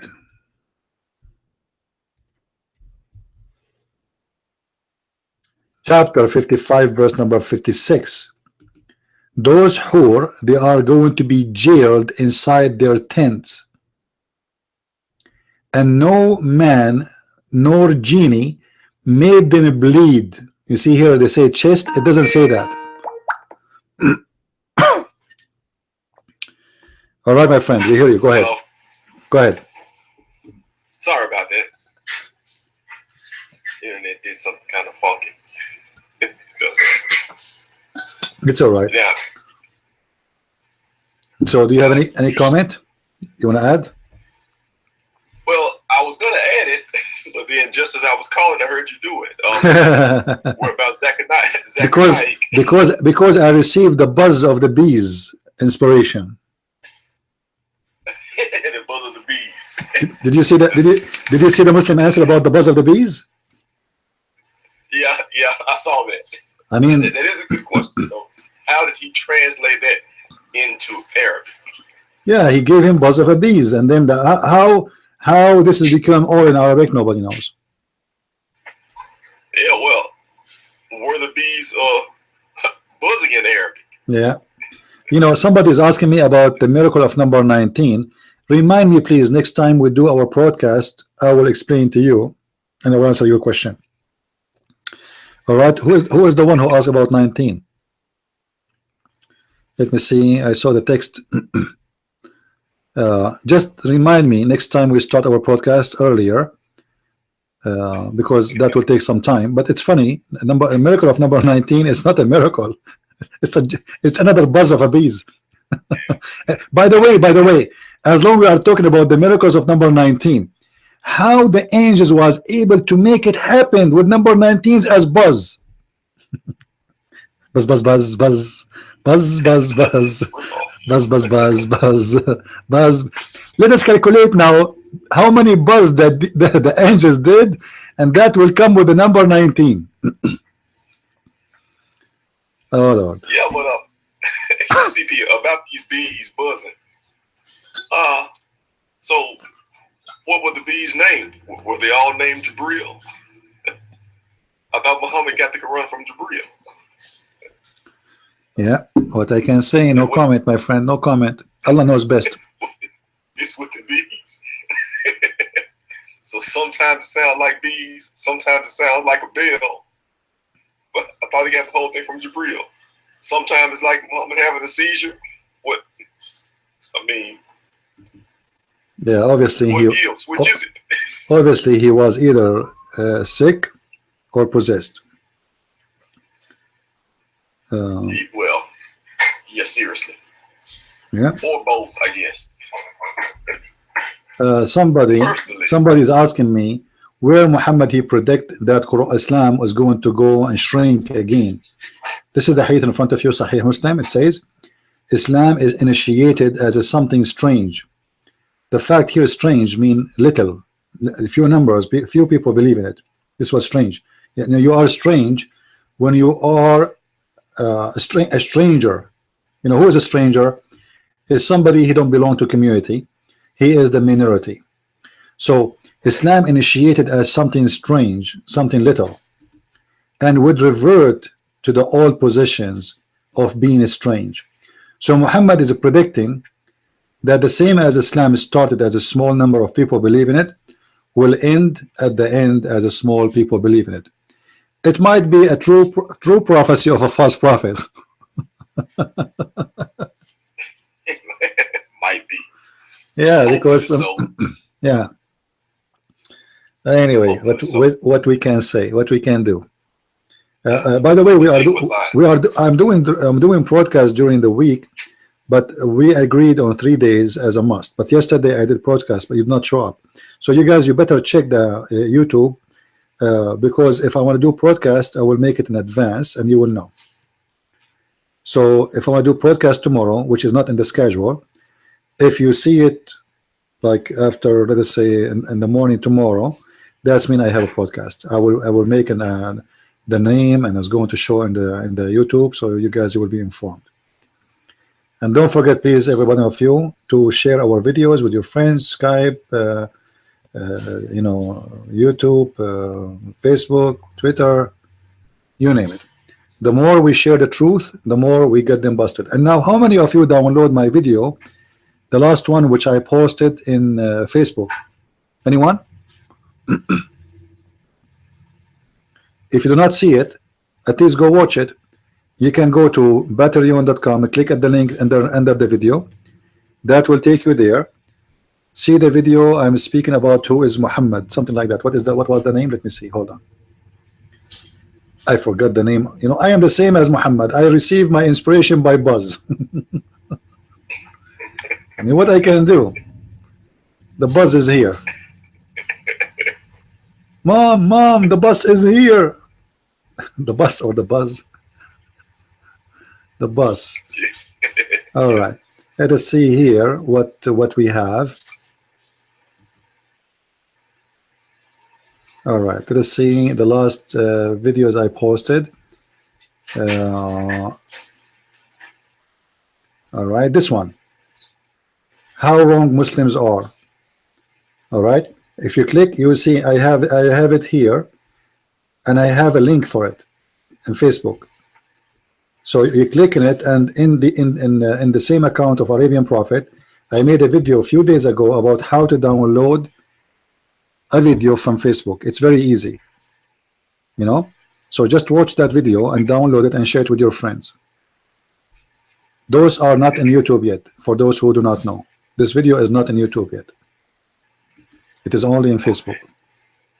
All right, my friend Cole, it's time to go. It's already 8 past to 7, and it's time for me to receive my buzz. Sorry, for tomorrow. Otherwise, I will not be able to talk to you no more. I need some buzz. You know. Now, may Muslims, I have a prayer for you. May Allah send you a lot of buzz. The buzz of bees, and the buzz of Budweiser. And I think we should change Islam name from Islam to Buzz of Allah. I mean, if Allah He sent His inspiration by buzz, may Allah buzz you all. May Allah buzz you with a lot of buzzing. This is an amazing religion, and the only religion who the Prophet received inspiration by buzz is Muhammad. And that is a very clear evidence that Muhammad must be a true prophet of the God of the buzz. With the buzz of Muhammad, I leave you dreaming about the virgins, Muslims. And for the Christians, I say, may the Lord bless you all, and may the Lord save the Muslims from the stupid, cult, dummy, hateful, ugly religion of Islam. The Satan, he do everything he can, and he come to you from the door which is your weakness. People who love money, Satan, he come to them from money. People who love sex, Satan will come to you from sex. People who love God, Satan will come to you using the name of God. And that is exactly what Islam is about. He try to use the naive one, making them believe that they are serving God, but the fact they are serving the God of the buzz. And he is the one, when he make buzz, he make nothing but lies, and that is Allah. Your father is the devil. This is what Jesus said for those who they are liars. And the devil is the father of all lies. And one of the most amazing lies that the prophet he received his inspiration in a ring of a bell, which is an equal to the sound of a buzz of a bees. May the Lord be with us until I see you again. Christ is Lord, Islam is false, and God bless you all. See you soon. Bye-bye.